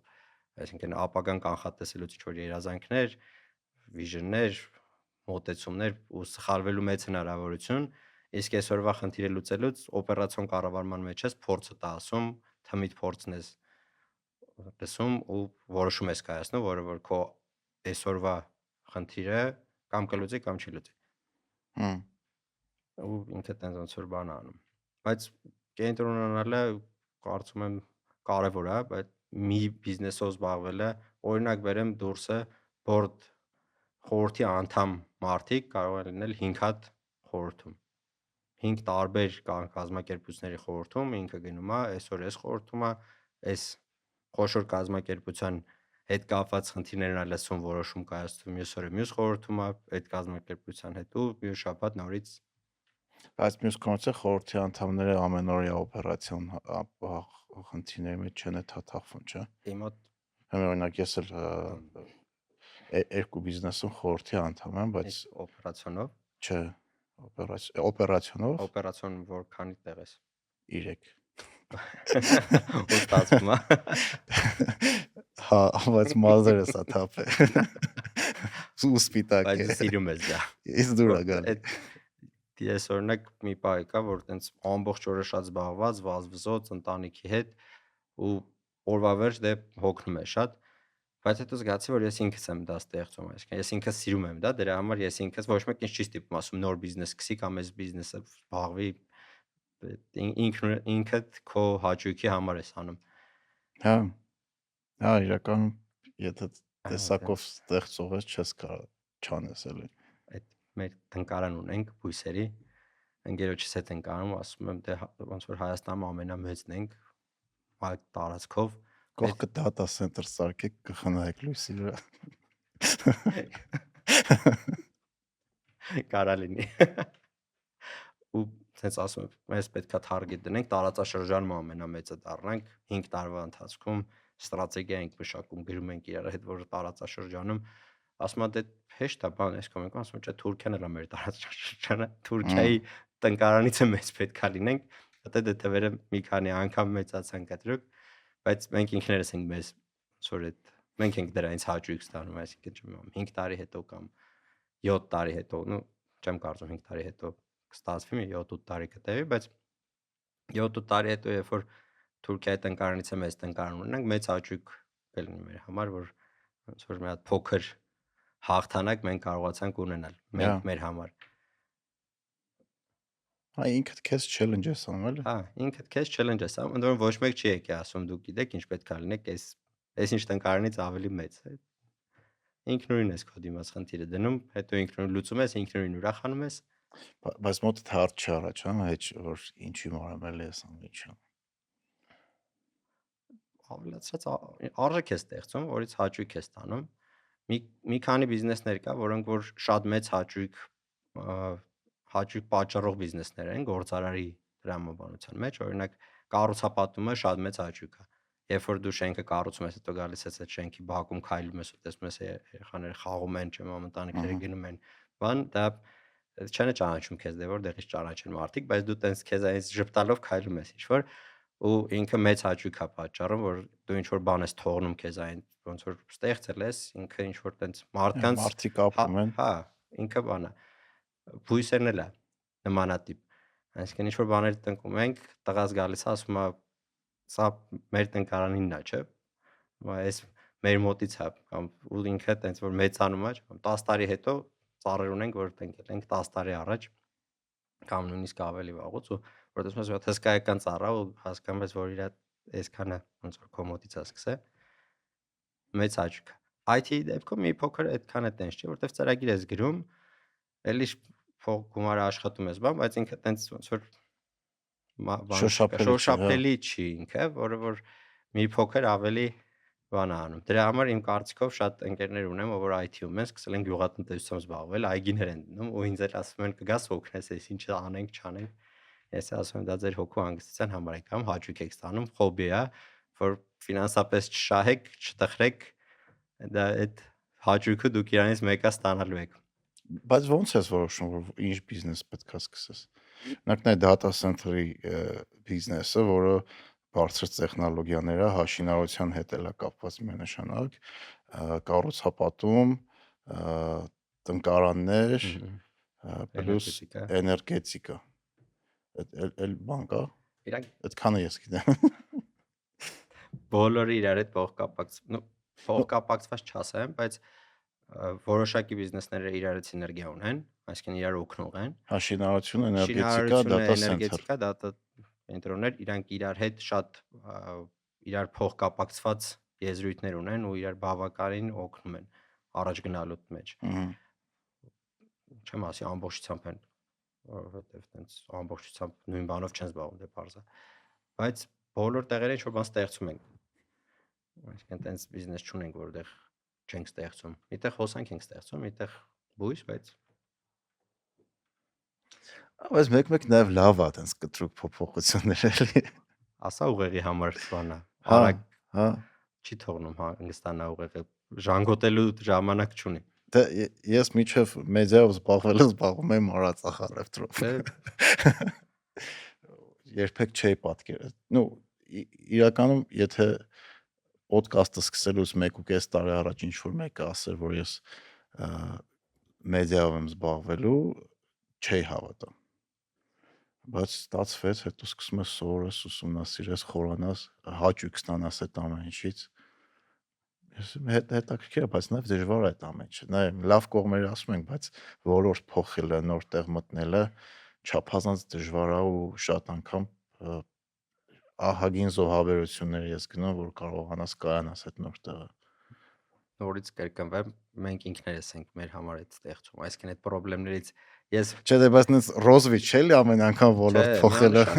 Ու բացի ռոզվիչ չի, ցանկացած գործարար մեքենա շատ էի վարում ու մեքենան խփում էի։ Տարին 2 անգամ վթարի մեջ էին գնում ու ընկերներս ասում էին դու քշել չգիտես։ Ասում եմ ժողովուրդ, ասում եմ հավանականություն տեսություն կա։ Եթե ես տարեկան քշում եմ 50,000 կիլոմետր, 5 անգամ ավելի հավանական է որ վթարի մեջ ընկնեմ, քան թե դու ով քշում ես 10,000 կիլոմետր։ Այսինքն եթե ես անում եմ 10 բիզնես, հավանականությունը որ կսխալվեմ, ամեն դեպքում բոլորս մարդ ենք, սխալվում ենք, այսինքն այդ բիզնեսի սխալվելն էլ իր պետք է սովորես ոնց է սխալվում, այսինքն որ սխալվեցիր, ոնց ես գիծը քաշում, ասում այս բիզնեսը սխալվել եմ, շատ լավ։ Okay, գնացինք առաջ։ Այսինքն ես լավ բաներից խոսում եմ, վատերից չեմ խոսում, համապատասխան իհարկե ունեցել եմ որ բիզնեսը չի ստացվել, այնտեղ ելակի էինք հաճացնում, այդ ելակի բիզնեսը տենց չստացվեց։ Բայց ճանապարհները փակվեցին, չկարողացանք արտահանում անենք։ Հետո այնքան անձրև եկա, որ արդեն ճանապարհները բացվեցին, սաղ ելակը սենց մեծ սիրուն, սաղ դաշտերի ելակ էր, արդեն մտածում էինք ում ենք այսքան վաճառելու, այնքան անձրև եկավ, մի շաբաթ անդադար անձրև եկավ, սաղ ճահիճ դառա։ Այսինքն ամբողջությամբ ճահիճ էր։ Ու տենց։ Բայց օրինակ կարևոր որոշում էր, որի վրա սովորեցի։ Մի քիչ թանկ դաս էր, այսինքն տենց կարող էի գնայի նորմալ համալսարանում սովորեի, այդ կամ գումար չկորցնեի, բայց այդ դասը սովորեցի օրինակ, որ փորձով այդ պահին փորձով այսի քանդե քանեք ամբողջությամբ։ Ու այդ քանդել հանելը շատ ճիշտ էր, որովհետև ինձ այնպես լավ էս պատկերացնում էլի, քայլ ու եթե դու չզգացիր, որ այդ բիզնեսը քո համար խնդրեմ է, դու անընդհատ խորացնում ես փոսը։ Փոսը պետքա իջել ես, հետ լցրա, ասա շատ լավ, շնորհակալություն, դասը սովորեցա, գնացինք հաջորդին։ Բանը էլ այդ sunk cost-ի գաղափարը, որ ծախսեր կա ավելի լավ կտրես ու մոռանաս, որովհետև թողելու դեպքում ավելի է խորանալու ամեն ինչ։ Բայց որոշում կայացնելուց է դժվար, ընդ որում կողքից է քեզ ոչ մեկ խորհուրդ չի տալու, որովհետև դա դժվար խորհուրդ է։ Ես օրինակ ընկերոջս մի անգամ է երևի եղել, որ ասել եմ ընկեր մի արա։ Կորուստ ես ունեցել, արի հասկանանք կորուստը ոնց ֆիքսես, ուրիշ բանով զբաղվի, չի ստացվում։ Այդ օրինակ մեր նախորդ ոլորտում retail-ի մեջ շատ վառ այդ օրինակ երևում էր, օրինակ եթե պահեստում ապրանք ունես, ինքը արդեն հնացել է, չի վաճառվում, ավելի լավ է 90%-ով զեղչ անես, մաքրես ու կորուստ ունենաս այդ ապրանքի վրա, քան ինքը պահեստում մնա։ Բայց ինչքան դժվար է այդ զեղչի որոշումը կայացնել։ Շատ դժվար է։ Բայց ինքը միշտ ավելի ճիշտ է, որովհետև ամեն օր ինքը պահեստում մնալով քո վրա ավելի թանկ է նստելու, որովհետև եթե չի վաճառում, չի վաճառվելու։ Հույս չկա։ Հույս չկա, հա։ Այսինքն պետք է գիծը քաշես, ասես գնաց։ Հա, բանը տրեյդերներն էլ են այդ լավ անում, օրինակ պոզիցիաներ, որոնք սկսում են փող կորցնել ու որ հասկանում են, որ ինքը շարունակել է փող կորցնել, շուտ կտրում են, հետո այդ գումարը օգտագործում են ուրիշ տեղ ներդրում անելու համար։ Իրանց սովորացնում են դա, իսկ մենք մեր սխալների վրա ենք սովորում։ Հա, իրանց հստակ սովորացնում են, ասում են, եթե սենց է, ուրեմն կտրի։ Բայց դες դժվար է այդ կորուստ, հա, այս բանը։ Կորուստ ֆիքսելը, կորուստ որ ֆիքսում ես, որ կորուստը պետք է կտրես, դժվար է, մեկ է, այտենց չես հեշտ չես բանանում դրան սովորում։ Ինձ թվում է ամենադժվարը այն է, որ աշխատակիցներ թիմ ես ունենում, ու այդ թիմին պետքա ասես այս բանը կտրվեց։ Ընդ որում այդ տարբեր բիզնեսներ ունենալու մի հատ ուրիշ խնդրեմ է, որովհետև երբ որ դու տարբեր բիզնեսներ ունես, դիվերսիֆիկացիա ունես, էլի տարբեր ուղղություններով, մի բիզնեսը մի տարի ավելի լավ է քան մյուսը, բայց ամեն դեպքում ընդհանուր աճում է։ Ու եթե միտեղ պետքա կտրել, թմի մոտ կարա տպավորություն առաջանա, որ դու իրանց ոնց որ բան ես, դավաճանում ես։ Ու դա մի հատ հոգեբանական, այսինքն այդ ամենը չսիրած process-ն է, որ կարա այս աշխարհի երեսին լինի, որ մարդկանց գործից ազատում ես, ընդ որում դա իմ արդեն նորմալ աշխատում է, բայց բիզնեսը չի ստացվել։ Ու դա բանն է, տենց Դժվար է, հա։ հա, ոչ այնա HR-ին ասես գնա ինքնուրույն արա, որովհետև ոնց որ տենց բան ես անում, բայց բավականին ստրես է մեծ, թե քո համար, թե թմի համար։ Հանա պետք է Հայաստան բացել են Ջորջ Կլունիի մի հատ ֆիլմ ունի, Up in the Air, ոնց որ տենց էր, որ ինքը Գնում են HR-ը գործից գնում հանում է։ մարդկանց գործից հանում էր։ Լավ ֆիլմ է, շատ պահանջված ծառայություն կլինի։ Ֆիլմն է, ֆանտաստիկ ֆիլմ է, պայմանավոր չի նայեք։ խիստ միանգամից հստակ գործից ազատված ես։ Հա։ Ես դից ժամանակի ընթացքում այդ մարդկանց հետ կապնվում էլ ես անձնական հարաբերություններ էլ առաջանում ու մարդիկ կան, օրինակ պատասխանատվություն էլ են զգում այդ աշխատակիցների համար ու շատ անգամ դժվարանում են մարդուն աշխատանքից հանեն, եթե անգամ պետք է։ Այդտեղ օրինակ մի հատ ուրիշ խնդիր եմ տեսնում, որ էլի սովորում եմ, աշխատում եմ ի վրա, բայց պետքա տարանջատես բիզնեսները։ Այսինքն կա սոցիալական բիզնես, կա social business, այսպես ասած, կա բիզնես, կա սոցիալական ծրագրեր ուղակի, ու դու պետք է հասկանաս, որ եթե բիզնեսը սարքեցիր սոցիալական ու չհասկացար, որ ինքը սոցիալական է, ինքը ընդհանուր կարող է փչանա։ Հա։ Ու դա բերում է ոչ թե մի հատ խնդրի, որ այս մարդը ոչինչ աշխատում է, ինքը գործ չի անում, աշխատում է, աշխատավարձ է ստանում, այլ կողքի իր նստած մարդը ասում է ինքը գործ չի անում, աշխատավարձ է ստանում, դու իրան գործի չես ազատում, խի ես գործ անեմ։ Ու դա բերում է տենց լուրջ խնդիրների։ Հա։ Ու տենց խոսակցություններ ունեցել եմ ես, որ տենց ծանոթներիս մոտ բիզնես կար, ասում եմ դուք չեք կարող կողմնորոշվել, դուք շատ լավ մարդիկ են ու սիրում են սոցիալական օգնություն անեն, սոցիալական, ասում եմ դուք այս մի բիզնեսով փող աշխատեք, այս մյուս հիմնադրամով այդ փողը ծախսեք, բայց երբ դուք երկուսը իրար եք միացնում ու ինքը տենց խառնվում է իրար, չի լինում, ինքը ուղղակի սկսում է իրար ուտել։ Ոչ մեկ չի շահում դրանից։ Իրարից տարանջատեք, ստացեք բարեգործական հիմնադրամ, որ այս բիզնեսի բերած փողով կանեք,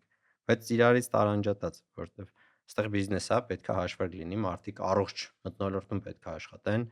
իրանք իրար նկատմամբ պետք է այդ trust ունենան հավասարությունը, զգան, որ մեկը առավել չի մյուսից, ու այդ ամեն ինչը ոնց որ մշակութային պետք է ճիշտ դրած լինի։ Հա, համաձայն եմ, բայց շատ անգամ խնդիրը հենց հիմնադիրների կամ տնօրենների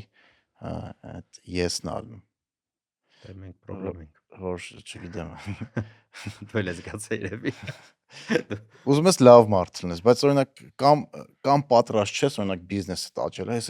շատ եմ տեսել Հայաստանում, որ բիզնեսը աճել է, որ դու ընտանեկան բիզնեսից պետքա աճես, դառնաս ինչ որ կառավարման process-ներով ընկերություն ու շատ անգամ այն մարդը որ հիմնադրել է ամենաճիշտ մարդը չի որ շարունակի այդ ընկերությունները ընտանեկանից չեն կարողանում անցնել ավելի ֆորմալ կառավարվող ընկերությունների։ Քեզ մի հատ բան հարցեմ, հետաքրքիր է կարծիք այդ ընտանեկան բիզնեսն է, ճիշտ, թե ֆորմալ կառավարվող բիզնեսը։ Բիզնեսի տեսակից է կախված ու ամբիցիաներից երևել է։ Բիզնեսներ կա որ ընտանեկան մնում է շատ լավ է աշխատում է, բայց ինչ որ մի կետից կարող է խնդրեմ դառնալ էլի։ Գերմանական փորձը երբ որ նայում ես, իրանց մոտ օրինակ ընտանեկան բիզնեսներ կան, որ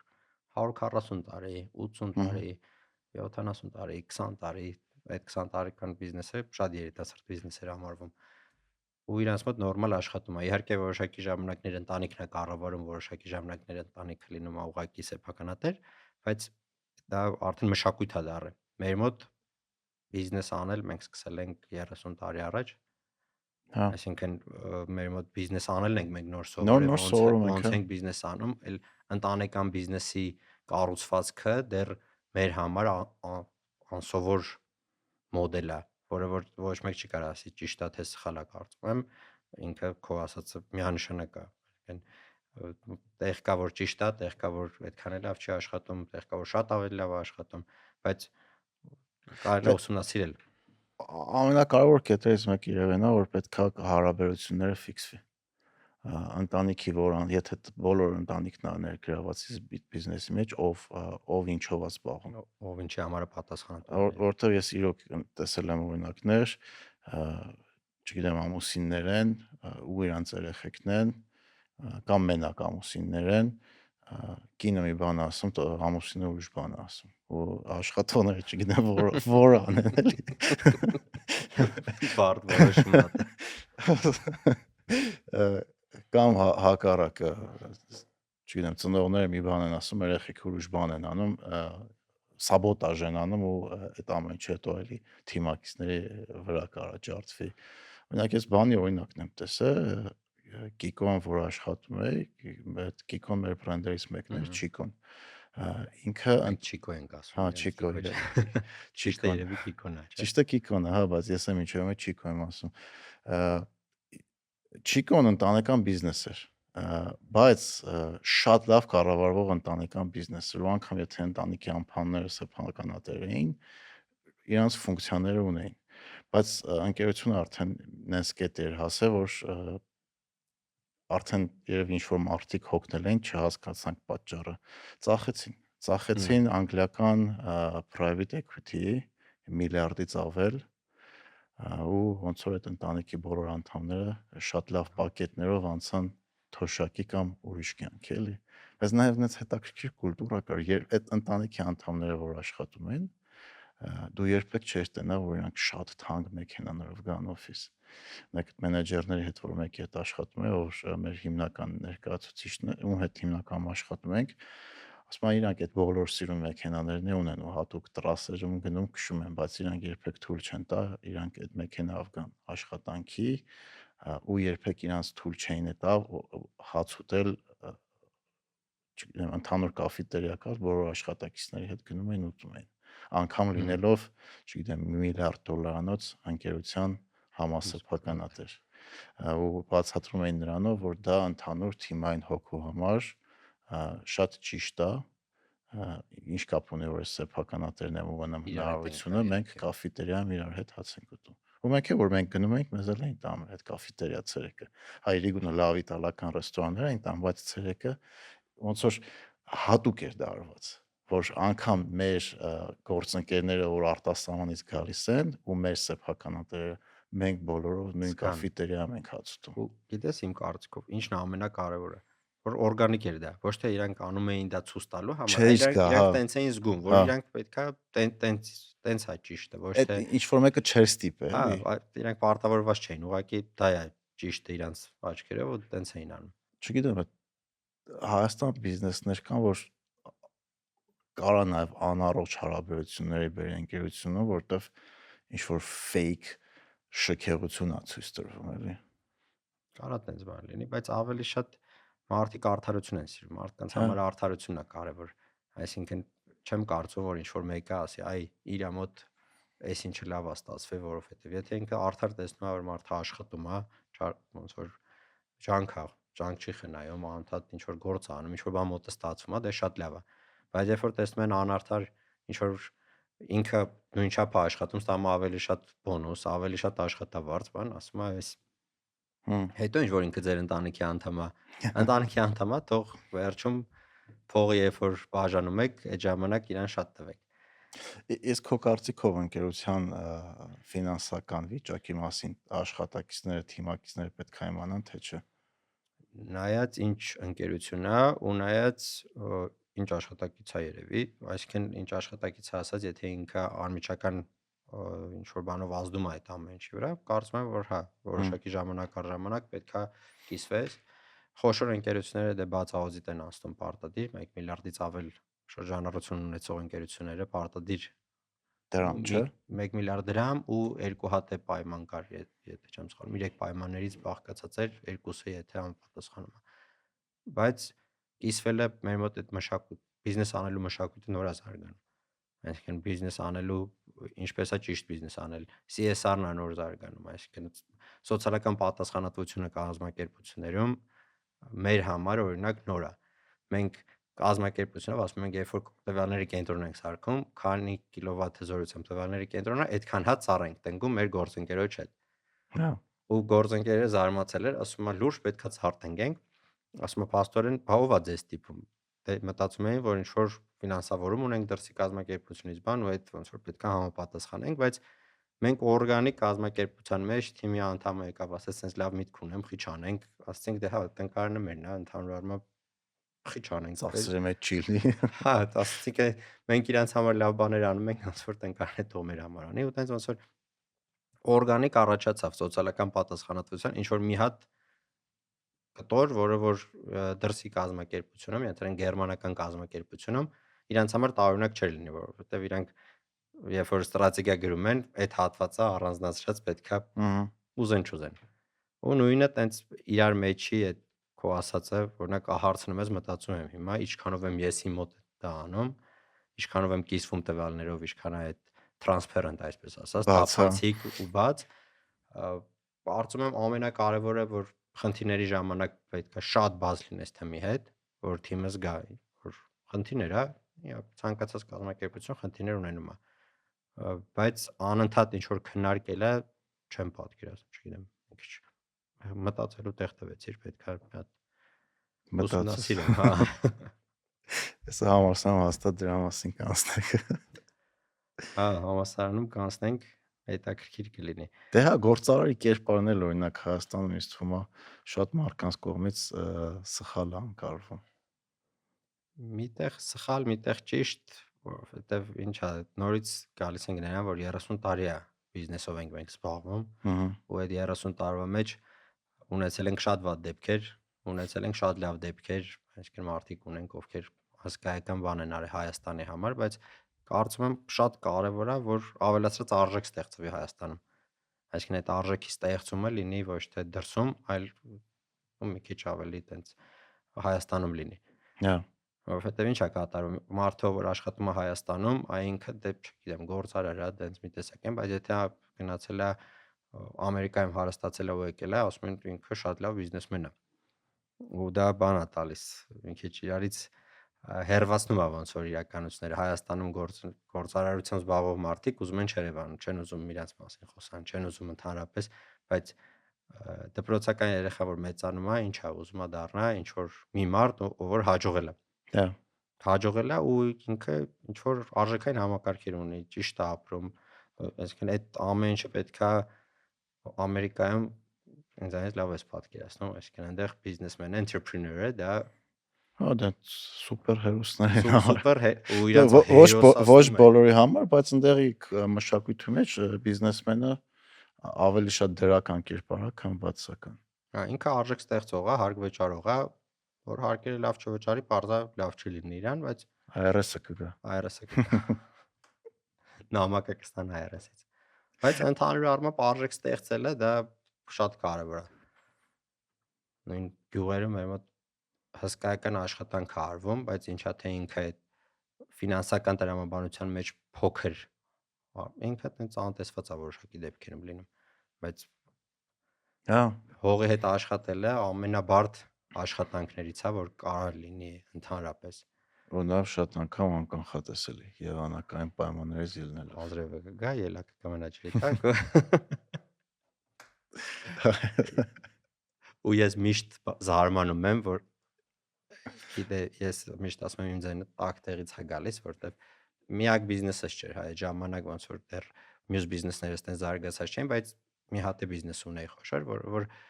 ֆինանսական հիմնական աղբյուրս նա էր։ Ու ստեղ տենց տակ տեղից ձայնս գալիս էր, ասացի ֆիքսեք կորուստները ու պատկերացնում եմ, որ ես եթե լինեմ այդ գյուղից ու ես այդքան ներդրում արած լինեի, ուղակի ոտքի կանգնելը իմ համար կլիներ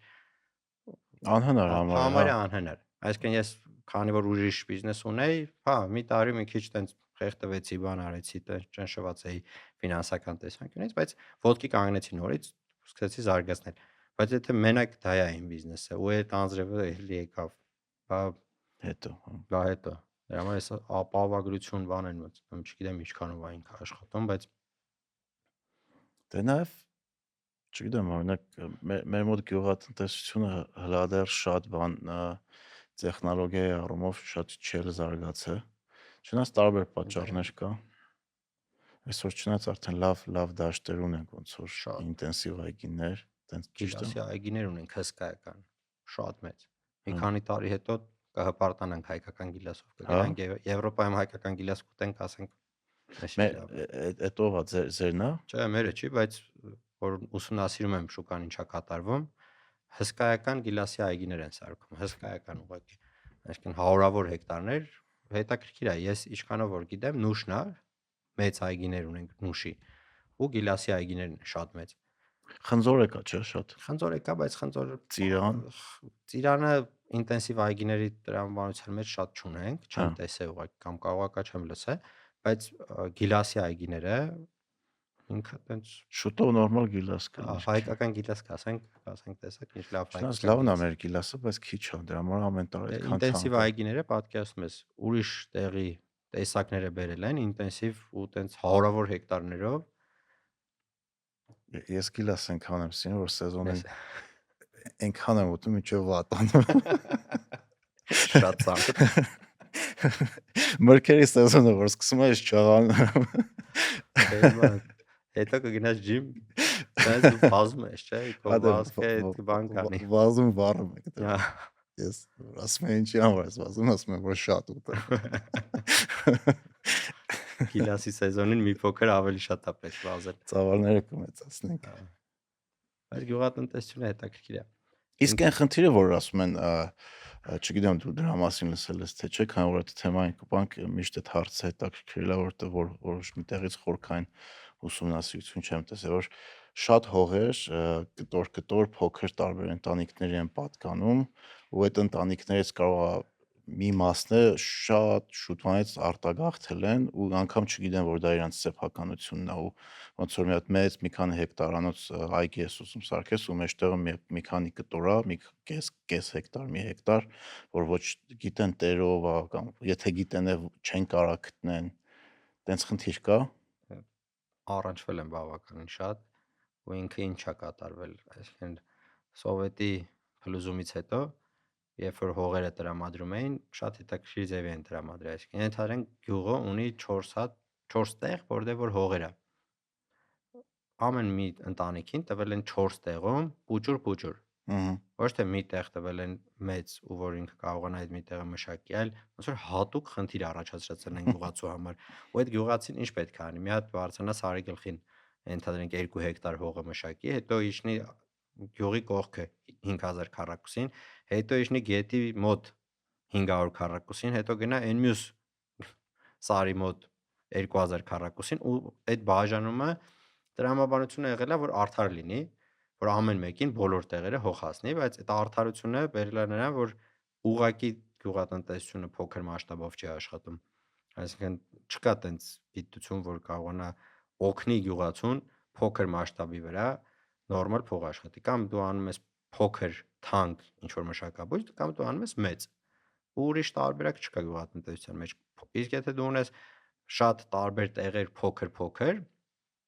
քո ասած կենտրոնացումը չկա, այսինքն մի տեղ դու ֆոկուս չես կարող անես, որովհետև դա ներքևի հողն է, աշխատող մարդու համար քնած հողը դա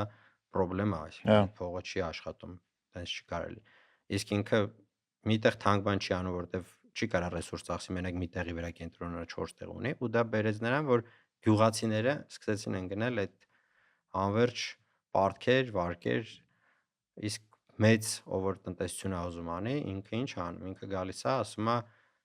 սրանից երևի մի 10 տարի առաջ էր շվեյցարացիների հետ էի ծանոթացել, ասի դե գյուղատնտեսության մեջ եմ մտնում, տնկարան էինք անում, բան, ասի պես հետաքրքիր է էլի, իրանց հետ պրոյեկտ սկսեմ, ասին դե պոպոքի այգի, բան, ասի սուպեր է, շվեյցարացիների հետ պոպոքի այգի, բավականին շատ կսովորենք իրանց հետ աշխատանք, փողը որ չաշխատենք, հաստատ գիտելիք այնքան կհավաքենք, որ հետո մենք մերը կսարքենք, էլի։ Ասենք շատ լավ է, տենց խոսացինք, կոֆե խմեցինք, բան, մյուս օր ասացինք հանդիպում ենք, սկսենք մի հատ հողեր, բաներ, տարածաշրջան, որ հետները հանդիպեցի, ասացին դե 300 հեկտարից սկսենք ու գնանք դեպի 1000 հեկտար։ Հիմա այս մարդուն նայում աչքերի մեջ, ուզում եմ ասեմ ես մտածում եմ 3 հեկտարից սկսենք այդ 300 ու հետո որ սկսեցի ուսումնասիրել, ուղղակի գյուղատնտեսության տրամաբանությունը մասշտաբի մեջ է։ Կամ ասում եմ փոքր, թանկ ինչ որ մշակաբույց, որ սպարժան է հիմա գնում։ Սպարժան Մարդիկ սպարժան լավ են գնում, շատ այնքան եմ ուրախանում, այսինքն դաշտ սպարժայի դաշտ եմ տեսնում, ասում եմ, այսիշ լավ է։ Այս մարդը գումար կհանի, մենք էլ հայկական սպարժա կուտենք, ուրախանանք, ասենք։ Սպարժան ինչա տես թանկ։ Ինքը դժվար է աճեցնել։ Մի սպիտակ ասպարագուս է, լատիներեն սպիտակ է կա, որ ավելի դժվար է։ Դժվար է աճում, հողի տակ է աճում, դժվար է։ Ամեն դեպքում շատ Ու երկար է, չէ՞ ինքը հակին աճում։ տեխնոլոգիապես չգիտեմ իր process-ները, բայց ամբողջ աշխարհում է թանկ, համապատասխան ինքը իր արժեքային ինքը թանկ մշակաբույս է։ Ասենք գյուղատնտեսությունը, եթե ուզում ենք տես մեծ այգիներ ունենանք, ինչ որ մի ձև պետք է այդ տրամաբանությունը փոխվի, հա։ Դե կամած այդ տրամաբանությամբ գնում են, ուղղակի ինչա կատարվում։ Մարդիկ գնում են, սկսում են առնել։ Կամած հողերը առնում են, միացնում են իրար, դառնում է մի հատ մեծ հող։ Հետո այդ հողը կամ վաճառում են ինչ-որ մեկին, ով որ ուզում է գյուղատնտեսությամբ զբաղվի, կամ հենց իրանք է զբաղվում են գյուղատնտեսությամբ, բայց դա process-ի դանդաղեցման է բերում։ Շատ է դանդաղում process-ը, այսինքն դու որպեսզի ունենաս 100 հեկտար հող, դա կարա տևի, ընդհանրենք 4-5 տարի։ Իսկ եթե մենք գնանք Պոլշա, ասենք ուզում ենք 500 հեկտարանոց Խնձորի այգի հիմնենք, ասեն ուզում եք պատրաստ փոքր տնկիներով, մեծ տնկիներով, արդեն տնկած, թե ուղակի հող։ Հա։ Ու տենց կառնես։ Ես մինչև COVID-ը հոկտեմբերում հող առա, ու հետո կողքի հողն էլ էինք ուզում առնենք։ Մի անգամից 2 անգամ թանկացրեց գինը։ 2 անգամը նորմալ է, երբ որ 10 անգամ են թանկանում, 10 անգամ էլ է ես թանկանում, այդ ժամանակ եմ ներվայնանում, մոտս բան է սկսում։ 10 անգամ թանկացնում են։ Դե լինում են ոչ adekvat մարդիկ, բայց հողի արժեքը մեկա թանկանալու է, այսինքն հողը լիմիտավորված ռեսուրս է մեր մոտ ու գյուղացիներն են հասկանում ու իրանց համար էլ է դա կարևոր։ Ես օրինակ շատ սիրում եմ այն մարդուն, ով որ գալիս է ինձ ասում է քո կողքի հողն է, կծախեմ քեզ, բայց դու ինձ այնտեղ ավելի լավ տեղ հող արտուր։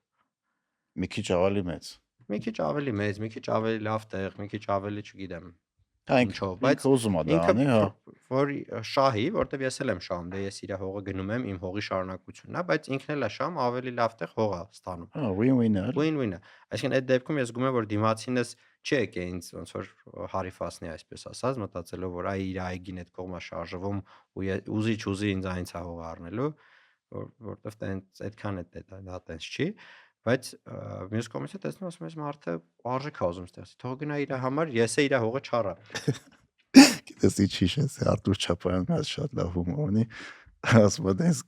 գիտեմ որ խափելու են, օրինակ ասում գնացել եմ ավտոս սարքեմ, այդ սարքելը արժե 10000 դրամ, ասում է 20000 դրամ, ասում այդ 20-ը տալիս եմ, բայց որ սաղ կյանք ցավը, ասում եմ ինչ որ մեկի մոտ էի տարի 100,000 ասեց։ Շատ լավ։ Հետո ես որ ուզում եմ հարիֆասնել։ Արդում ես մի հատ տենց ինֆո ես տալի, արդում ես ջան, ասում ես հարևանը 5 անգամ թանկ ծախեց։ Այդտեղ գիտես ինչն է ամենաբանը, որ երբ որ շատ մարդկանցից հող ես առնում, չէ, քո ասած տարբերակի մեջ ու ամենանորմալ մարդիկ ամենասկզբում են ծախում։ Ամենակիչը իրանք են շահում, չէ։ Ու դու քո մոտ հոգեբանական կրիզիս ես սկսում, որ դու ոնց կլինի, դու այն նորմալ մարդուն այսքան ես տվել, ու այս մարդը որ եկել է ուզում է քեզ այնց աշկերիդ մեջ նայելով բան անի, պետք է ավել տաս ու այդտեղ բան է, երկու մարդուկ այսպես ասած կոմերց սկսում են իրար հետ կռվել, որ ճիշտը տենց չի։ Դե այդ շատ համակարգեր են տենց աշխատում, սկսած վարկերից վերջացրած ապահովագրությամբ։ Ապահովագրությունում առողջ մարդիկ հիվանդների փոխարեն են վճարում։ Բանկում լավ հաճախորդները ժամանակին վճարող, չվճարողների փոխարեն բարձր տոկոս են տալի։ Չէ, բանկի շնորհակալություն լավ վարկը փակելու համար։ Դե շատ համակարգեր դրա վրա են հիմնված։ Դե բայց այդ համակարգերում քանի որ դու ընտրություն կատարողը չես, հանգիստ քո համար ապրում ես, երբ որ դու ես ընտրություն սկսում կատարել, որոշումները քո վրա են լինում, ինքը տենց բավականին։ Դե դա էլի երևի գործառույթության դժվար կետերից մեկն է, որ դու անընդհատ որոշումներ պետք է կայացնես։ Անընդհատ ու մի քանի օր հետո այն որոշումը, որ կայացրել ես ու առաջ ես գնում, ինչ որ մի բան է փոխվում ու դառնում է սխալ, բայց պետք է չպետք է թողես քեզ տանջի Լևոն Արոնյանը շատ լավ ասեց շախմատ խաղալուց մի բան եմ սովորել, որը ինձ կյանքում նաև օգնում է, որ որոշում կայացրեցի, всё, կայացրել ես այդ պահին ու առաջ ես գնում։ Եթե ինչ-որ մի բան փոխեց, նոր ես որոշում կայացնում, չես նստում մտածես, վայ, ինչ արեցի էլի։ Նորմալ մեկ դրան տրամաբանություն է տալիս, որ մտար, Հա, հա։ հետ դուր չկա, գնա առաջ։ Ու այդ ինձ երկար ժամանակ ինձ ամենադժվար տվող բաներից ա եղել։ Հիմա էլ մեկը նստում ռեֆլեքսիա է անում, խիսենց հարեցի բան, դրանից ահագին բան սովորում ես, բայց չպետք է փոշմանես, որտեվ այդ պահի դրությամբ, այդ ունեցած գիտելիքով, այդ պահին միակ ճիշտ որոշումն ա եղել։ Սովորաբար տենց անում։ Այդ քո ունեցած գիտելիքի համահունչ դա ես որոշե ու նորմալ է։ Հա։ Ընդ որում թվում որ սխալվում են մեկ-մեկ ու գալիս են sense տխուր, դե մարդիկ կան, որ ավելի շատ են տխրում բիզնեսի ինչ որ խնդրից, քան թե դու։ Ու դա բան ա անում էլի, ասում ես մի տխրի այդքան, օքեյ, դե լավ, հիմա ընդհանրենք տենդերա պարտվել ես, սխալ ես արել, հիմա որ ես գրեի այդ տենդերի փաթեթի մեջ ու այդ առասխալը ես անեի։ Մեկը կսխալվեինք, չէ՞, մեկը կպարտվեինք, մեկը նորմալ է, ինչ ես տխրում ու այդ սխալի ընդունումը բան ա լինում, որ պետքա սովորես, որ մարդը սխալվելու ունակ է, ուղղակի եթե բանա սիստեմատիկ սխալ է դառնում, դա խնդրեմ է, եթե հանգարցակի սխալ է, դե հիմա կյանք է։ Ու այդ քո ասած դուրը հիմա բացվեց, մտար Դե հա, մի անգամ հետո սխալը սամ, օքեյ, սովորեցի, երկրորդ անգամ էլ ինչ որ միտեղ կարելի է հասկանալ, բայց որ անընդհատ նույն բանը անում ես։ արդեն արդեն մի բան չի։ Բայց մյուս կողմից մի հատ ֆիլոսոֆիության մեջ գաղափար կա, ասում է դու երբեք երկրորդ անգամ նույն գետը չես կարող մտնես, որտեվ համ դու ես ուրիշ, համ գետը։ Հա, որ բայց խորանում ես, հա, որտեվ տենց է, դու անընդհատ փոխվում ես։ Պայմանները նույնը չի լինում երբևէ։ Ահա։ Օրինակ այդ էլ է մարքեթինգի մեջ շատ լավ սովորել եմ ես ու նաև շատ մեր թիմակիցներ, որ ինչ-որ մի բան եթե փորձել ենք չի աշխատել, չի նշանակում, որ վաղը փորձենք էլի չի աշխատի։ Հետաքրքիր է շատ, հա։ Շատ բաներ փոխվում է, այսինքն նույն բանը կարաս մի քանի անգամ փորձես տարբեր ժամանակներում, մի դեպքում կարող աշխատի, մի դեպքում չէ։ Ու բիզնեսներն էլ նույնն է։ Սխալ ժամանակին լավ բիզնես սկսես, կարա չաշխատի։ Ու 2 ամիս հետո Հա։ Հա։ Ժամանակը շատ կարևոր ֆակտոր է, որը մենք չենք կառավարում սովորաբար։ գուշակելը, երբ որ բոլորը մի բիզնեսով են զբաղվում, ուրեմն այդ բիզնեսից գնալու ժամանակն է։ Հա։ Այսինքն ինքը տենց ու այդ իսկ ով է զբաղվում նոր բիզնեսով, որ տենց գուշակում է, այսպես ասած։ Այսինքն ինքը ապագայի վրա բան է անում։ Երբ որ քո տատին էլ արդեն բիթքոյնի մասին խոսում եմ, սաղը ուշացել։ Սխալ ժամանակ է մտնելու համար էլի։ Հա, հենց միանշանակ ճիշտ օրինակ։ Կամ չգիտեմ, մի բա բոլորը մեքենային ներմուծում, հետո մի բա բոլորը անշարժույթով էին զբաղվում։ Կառուցապատումը ոնց էր, բոլորը սկսեցին կառուցապատմամբ զբաղվել ու ինքը դառավ տենց շահույթները սկսեց իջնել, բանկի շահույթները սկսեց բարձրանալ ու երբ հարցնում են, ասում են, բա բնակարանների գները իջնելու է թե չէ, ասում եմ, չի իջնելու, որովհետև ուղղակի բանկի տոկոսներն է այդտեղ բարձրանում, բանկի շահույթն է բարձրանում ու բիզնեսները սկսում են շատ ցածր շահութաբերությամբ ուղղակի գումար պատտել այդ բիզնեսի մեջ։ Դե ես մի հատ ոսկե կանոն ունեմ, եթե մի թեմայի մեջ չկամ, այդ թեման գալիս է ինձ հասնում է, ես արդեն հասկանում եմ, որ ուշացել եմ։ Իսկ քեզ մի հատ բան հարցնեմ, օրինակ ադապտացիայի մասին ինչ ես կարծում։ Այսինքն միշտ մարդկանց թվում է, որ նորարարությունը այդ ուրեմն աշխարհի երեսին նոր բան է հորինը։ Այսինքն չեմ իմանում, դու ստեղծել ես մի հատ բիզնես, որ աշխարհում ոչ միտեղ չկա։ Ես օրինակ մի փոքր ուրիշ ձև եմ մոտեցել միշտ։ Իմ մոտ բիզնեսների զարգացվածությունը ես գնացել եմ Եվրոպայում, Ռուսաստանում, նայել եմ ոնց է զարգանում այդ ուղղությունները ու մոտավորապես պրոյեկցիա եմ արել Հայաստանի վրա, հասկանալով, որ իհարկե որոշակի ադապտացիաներով, այսինքն որոշակի փոփոխություններով, ինչ ենք մենք ունենալու 5 տարի հետո, 10, այսինքն ստրատեգիաները տենց եմ մշակի իմ համար։ Նայելով զարգացած կամ զարգացող երկրները, ովքեր մի փոքր այդ ուղղությամբ մեզանից առաջ են, ինչա իրանց մոտ ու մեկ-մեկ էլ նայում սովորում ես, ասում ես, այս ինչ սուպեր կոնցեպտ է։ Դե սովոր տենց էլ ու էլի։ Տենց հայտնի գերմանացի ախպերներ կային, ովքեր նույն կոնցեպտն էին անում, Ամերիկա գնում էին արագ աճող ստարտափները կոպիա էին անում Գերմանիայում ու հենց այդ ստարտափ ընկերությունը մեծանում, օրինակ eBay-ն տենց արել, PayPal-ը, եթե չեմ սխալվում, մտնում են Եվրոպա,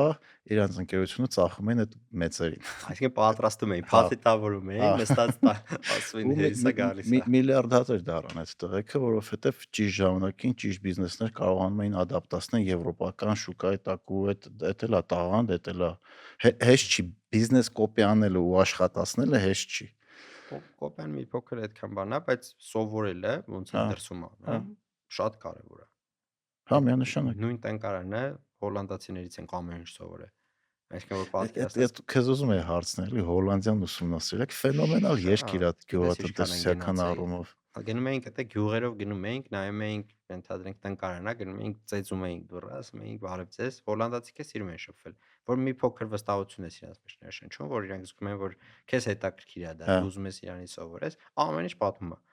Այս որ ժամանակ ունենա, քեզ սաղ process-ով ոնց պետք է դա անես, ինչ պետք է անես, ինչից հետո ինչ ես անելու, բան, նստում սկսում է պատմել։ Մեր համար մի քիչ տարօրինակ է, որ մեկը գա ասի, այս բիզնեսը ոնց ես անում, ես գնայս կասես ընկեր։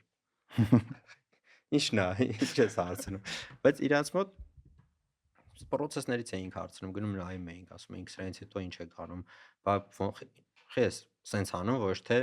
ուրիշ ձև։ Ու այնքան գիտելիք էին կուտակում այդ ամեն մի գնալուց իրանց հետ շփվելուց, որ վերջում ստացանք ինչ ստացանք։ Օգտես փորձը։ Շատ։ Այսինքն մենք know-how չենք հորինել, մենք ուղղակի շատ սովորել ենք իրանցից։ Աշխարհում ամենախոշորագույն գյուղատնտեսական ապրանքներ արտանող երկրներից մեկն է Հոլանդիան, այդ փոքր։ Երկիրը այնց մեր երկրի չափ է, էլի մակերեսով մոտորապես։ Մի քիչ մեծ է մեզնից։ Այդ ֆանտաստիկ է, էլի, ոնց են կարողացել այդ արդյունքներն ասել ժողովուրդ են շատ, իրանք սիրում են աշխատել, շատ կարևոր է իրանց երկիրն են սիրում, այսինքն իրանց երկրում են սիրում աշխատել, չեն սիրում գնալ ուրիշ տեղ աշխատել, որ գնում են գործանում են, հետ են գալիս իրանց մոտ, այսինքն իրանց մոտ այդ բանը ունեն։ Ու ընտանեկան բիզնեսները ես էի հարցնում, օրինակ Հոլանդիայում շատ տարածված են։ Հա։ Գնացել էինք ելակ աճացնողը, էլի հիշեցինք, էլի ելակից այսօր շատ խոսեցինք։ Ելակ աճացնող մի հատ տղա է, երևի մի 30 տարեկան, ասում է դե պապս է զբաղվել, պապուս պապն է զբաղվել, պապուս պապն է զբաղվել։ Ասում այսինքն երբ եք դուք սկսել, ասես դե 1900-ականների սկզբից թե 1800-ականների վերջ ելակ ենք աճացնում, այսինքն ինչքան իրանց մոտ գիտելիք է կուտակվել, նույնիսկ գենետիկ մակարդակի վրա այդ բիզնեսի մեջ։ Ու իր տղան էլ ասում եմ, բա տղա դուր է, հաստատ ինքն էլ է զբաղվում, ասում է չէ, ասում է ես իրան ուղարկել եմ Անգլիա գյուղում որ աշխատի, որ ստեղ աշխատեր, իմ աշխատողները կիմանային, որ իմ տղան է, լավ էին նայել, ուղարկել եմ Անգլիա գյուղում աշխատի, որ հանգարցակի լավ չվերաբերվեն։ Հա, որ հատուկ վերաբերմունք չստանա։ Սա հետաքրքիր կոնցեպտ է, երբ որ տղա այդ ուղարկում ես Անգլիա տանջելու։ Հա։ Вообще բանը Հոլանդիան ֆենոմենալ երկիր է, ես այդ մեր մյուս նախագծի հետ կապված բան ենք հաջորդ էպիզոդի սկրիպտը որ գրում էի, դրա մասին գրել է, որ stock market-ը Հոլանդիայում առաջացել։ Այդ բաժնետիրական շուկաները ընդեղից առաջինը դուրս եկե, նավերը, որ ուղարկում էին Ասիա, սերմեր տարբեր համեմունքներ բերելու, դե ժամանակ համեմունքները շատ թանկ էին։ Այնքան թանկ էր այդ process-ը, որ եթե հանկարծ ծովահենները հարձակվեին կամ փոթորիկներ նավը խորտակվեր, այդ merchant-ը առևտրականը միանգամից սնանկանում էր ու որ չսննկանա, բայց նաև եկամուտները շատ մեծ ա եղել, որ կարելի էր բաշխել, այդ համակարգով են եկել, որ գիտես ինչ, մենք բանի կոնտրակտ կծախենք, որ այս նավի այս տոկոսը դու ես ֆինանսավորը, եթե հետ եկավ, դուք ռիսկերը կիսում եք, հա, շատ հետաքրքիր։ ու դրա հիման վրա է առաջացել բաց բաժնետիրական ընկերությունները ու բաց շուկաները։ Հետո նաև option market, futures market-ներ, option չէ, futures-ները, որտեվ այդ tulip-ների ժամանակ, երբ որ այդ tulip-ան հայերեն ոնց էր։ կակաչ կակաչների հետ մեծ առևտրի սպեկուլյացիայի ժամանակ նաև սկսեցին futures կոնտրակտներ ծախսել։ կակաչների մեծ քանակով։ Հա, որ Թուրքիայից նավը եթե հասավ, այս գնով մենք կառնենք ապագայում ու արդեն ապագայի գնի վրա աշխատում էին։ Կգնաց։ Հա, ֆենոմենալ երկիր ա եղել, շատ նորարարություններ ա Հիմա դուրս եկել այնտեղից։ շատ հետաքրքիր է ու տարբեր ուղղություններով է դա էլ է հետաքրքիր իրաց մոտ, որ իրենք մենակ գյուղատնտեսություն չի, շինարարության ոլորտում օվկիանոս գրավելու առաջատարն են։ Հա, Որտեղ օվկիանոս պետքա գրավեն, ծով պետքա գրավեն, առաջ պետքա գան հողով, հոլանդական ընկերություն է։ Ու նայում ես, տենց ասում ես, ես բայց դրա արմատները գիտես որ դեից է գալ, էդ էլ է հետաքրքիր։ Իրանք շատ շուտ սկսեցին պատրաստվեն ջրհեղեղներին։ Օրինակ Թալեբն է իր գրքերից մեկի մեջ, եթե չեմ սխալվում, Սև կարապի մեջ է խոսում, որ այն գաղափարի մասին, որ օրինակ դու չես պատրաստվում, որ քո մոտ փոթորիկ առնելու կամ ինչ-որ մի բան, մեկը գալիս է փրկում է քեզ, ինքը դառնում է հերոս։ Բայց այն մարդիկ, որ նախորոք սարքել են դամբաները, սարքել են բոլոր համակարգերը, որ քո մոտ ընդհանրապես ջրհեղեղ չլինի, այդ մարդկանց անունները չգիտենք։ Ու Հոլանդիայի օրինակներ բերեմ, որ Հոլանդիան այդ առումով աշխարհի առաջատար երկրներից է, որտեղ հնարավոր բոլոր տեխնոլոգիաները օգտագործել են, որ պաշտպանված լինեն ջրհեղեղից։ Ու դա էլ նաև բերել է նրան, որ իրանք այդ ոլորտում առաջատարներից մեկն են դառել աշխարհում։ դե որ քշում ես Հոլանդիայում հետաքրքիր է, չէ՞ որ ցույց է տալիս ընտրենք -10 մետր ծովի Հա, մակարդակից ներքև, -20 մետր, այդպես մինուսավոր թվերի մեջ անդադ ինչ որ քշում ես։ Չէ, շատ ունենք սովորելու իրանցից, այնց որ միշտ ինչ որ հետաքրքիր նոր բան տեսնում ես ու շատերը Հոլանդիան Ամստերդամ են պատկերացնում, բայց Ամստերդամը ամենակիչ Հոլանդիան է, հա, բոլոր մնացած փոքր քաղաքները այնց հսկայական ինֆորմացիա կարան տան ու ուր մտնում ես ակտիվ է, այսինքն այնց փոքր քաղաք չկա, որ ուրբաթ օրը մտնես, այդ փոքր քաղաքում ինչ որ հետաքրքիր մի բան չունենան, միջոցառում մի բան տենց։ հա, լավ են ապրում։ Դե պետքա ձգտել։ Իսկ քո կարծիքով այն մարդիկ, որ մեզ լսում են ուզում են գործարար դառնան, սեփական պրոյեկտներ անեն, ինչի վրա ուշադրություն դարձնեն, ինչ հմտություններ է իրանց պետք։ Ինչ հմտություններ է պետք, դե տարբեր է, տենց հմտությունների մասով կա բավականին շատ գրքեր կա, կասեմ ավելի շատ, օրինակ ինձ ամենից շատ ինչա օգնել, ամենից շատ օգնել այն, որ երբ որ 16 տարեկանից փորձել եմ բիզնեսով զբաղվել, անընդհատ ինչ որ բան եմ փորձի անել, այսինքն չեմ շատ տարբեր բաներ եմ փորձի անել, ինչ որ բաներ մոտը ստացվել արել եմ, ինչ որ բաներ դե նորից ֆեյլ եմ արել, բայց չի ստացվել, բայց ամենակարևորն էր, որ հայրս անընդհատ ինձ ասում էր, այս փոքր է քո համար, սովորելու ժամանակն է, էս էլ է քո համար փոքր, սովորի հետաքրքիր բանով զբաղվի, այսինքն շատ դեպքերում շտապելը բերում է սխալի, այսինքն կարելի է գնալ խոշոր ընկերությունում աշխատել, ունենալով նպատակ հետագայում սեփական ընկերություն բացելու, բայց այդ աշխատանքի ժամանակ այնքան ինֆորմացիա է կարելի կուտակել, սովորել, մարդկանց հետ շփվել, սովորել, որտեղ ոնց է պետք մարդկանց հետ աշխատել, չի լինում տենց էլի 16 տարեկանում դառնաս գործարար ու ամեն ինչ քո մոտ լինի, կարող է չեմ Ցուկերբերգի մոտ ստացվել է, բայց ինքը դե Ցուկերբերգն է ու Հա, տես մի 100 հոգի կա 100 8 հոգի կա, միլիարդի բայց մեջ։ հա 8 միլիարդի մեջ, բայց հիմնականում պետքա հասկանաս ճիշտ ժամանակը երբ է, որ դու այդ սկսես։ Այսինքն այդ ժամանակի ընտրությունն է երևի թե ամենակարևորն է, ում հետ սկսես։ Այդ էլ է։ Մենք ոնց է սովորենք մենակով կործանել ու դա բերում է նրան, որ մենք ամեն ինչ գիտենք, մենք ամեն ինչով կարողանում ենք զբաղվել, բայց շատ դժվար է մենակով։ Մենակով քո ռեսուրսները, քո գիտելիքը, քո կողքից հայացքը Դժվար է, հա։ Իսկ քեզ ի՞նչն է ոգեշնչում։ ինչն է ոգեշնչում, ինչ որ բան ստեղծել է։ Ստեղծելու ժամանակ մեծ հաճույք է ստանում։ Պրոցեսի վերջում շատ պրոյեկտներ ունենք, որ վերջացրել եմ, չեմ եղել այդտեղ։ Այսինքն փոշոտ վիճակում եղել եմ, գնացել եմ, նայել եմ, սարքել ենք։ Հետո սարքել, կառուցել, վերջացրել ենք, էլ չեմ մտել այդտեղ, որտեղ ոնց որ այդ հետաքրքրությունս կորել է իր նկատմամբ ոչ գնալու, ոչ ինչ որ, բայց process-ը այդ ամբողջ ոնց է դու կառուցում այդ ամեն ինչը կամ տնկում կամ այդ հողը ձեռք բերում իր վրա չեմ մելորացա անում, այսպես ասած, մշակում, որ ինքը դառնա պտղատու, բերքատու։ շատ հետաքրքիր է։ Ինքը այդ process-ի ժամանակ հաճույք է ստանում ու ամենահետաքրքիրը թիմն է, որ թիմի հետ ես անում ու այդ թիմի ողջավորվածությունը, որ ինչ-որ բան ստացվում է, որ ինչ-որ բան առաջ է գնում, ինքը տենց քեզ անընդմեջ էներգիա է տալիս, անընդմեջ։ Իհարկե մեկ-մեկ խնդիրներ լինում, ասում ես ես գնացի, ես այսօր չեմ գալու, բայց հիմնականում էներգիա է տալիս։ Շնորհակալություն ոդկասթը մինչև վերջ լսելու համար։ Այս մեկը ձեր համար է։ 1 տարի առաջ մենք ստեղծեցինք LLL համայնքը որպես Rearrange-ի տրամաբանական շարունակություն։ Հասկացանք, որ օգտակար զրույցները չպետք է ավարտվեն այն ժամանակ, երբ ավարտվում է ոդկասթը։ Մենք ուզում ենք ոդկասթի թեմաները բերել քննարկման, քննարկումներն էլ իրական շփման ու կապերի ստեղծման։ Արդյունքում ծնվեց LLL-ը կամ նույն ինքը Lifelong Learners-ը։ Հարթակ, որտեղ մենք ունենում ենք live քննարկումներ Rearrange-ի հյուրերի հետ, գրքի քննարկումներ գրքասերների ակումբի շրջանակում, master class-եր զանազան թեմաներով, 24/7 հասանելիությամբ գործնական դասընթացներ ֆինանսական գրագիտության, AI-ի եւ այլ արդիական թեմաներով։ Իսկ ամեն ամիս արշավելով ամրապնդում ենք կապը բնության հետ եւ իհարկե միմյանց։ Ոչ մի գուրուներ,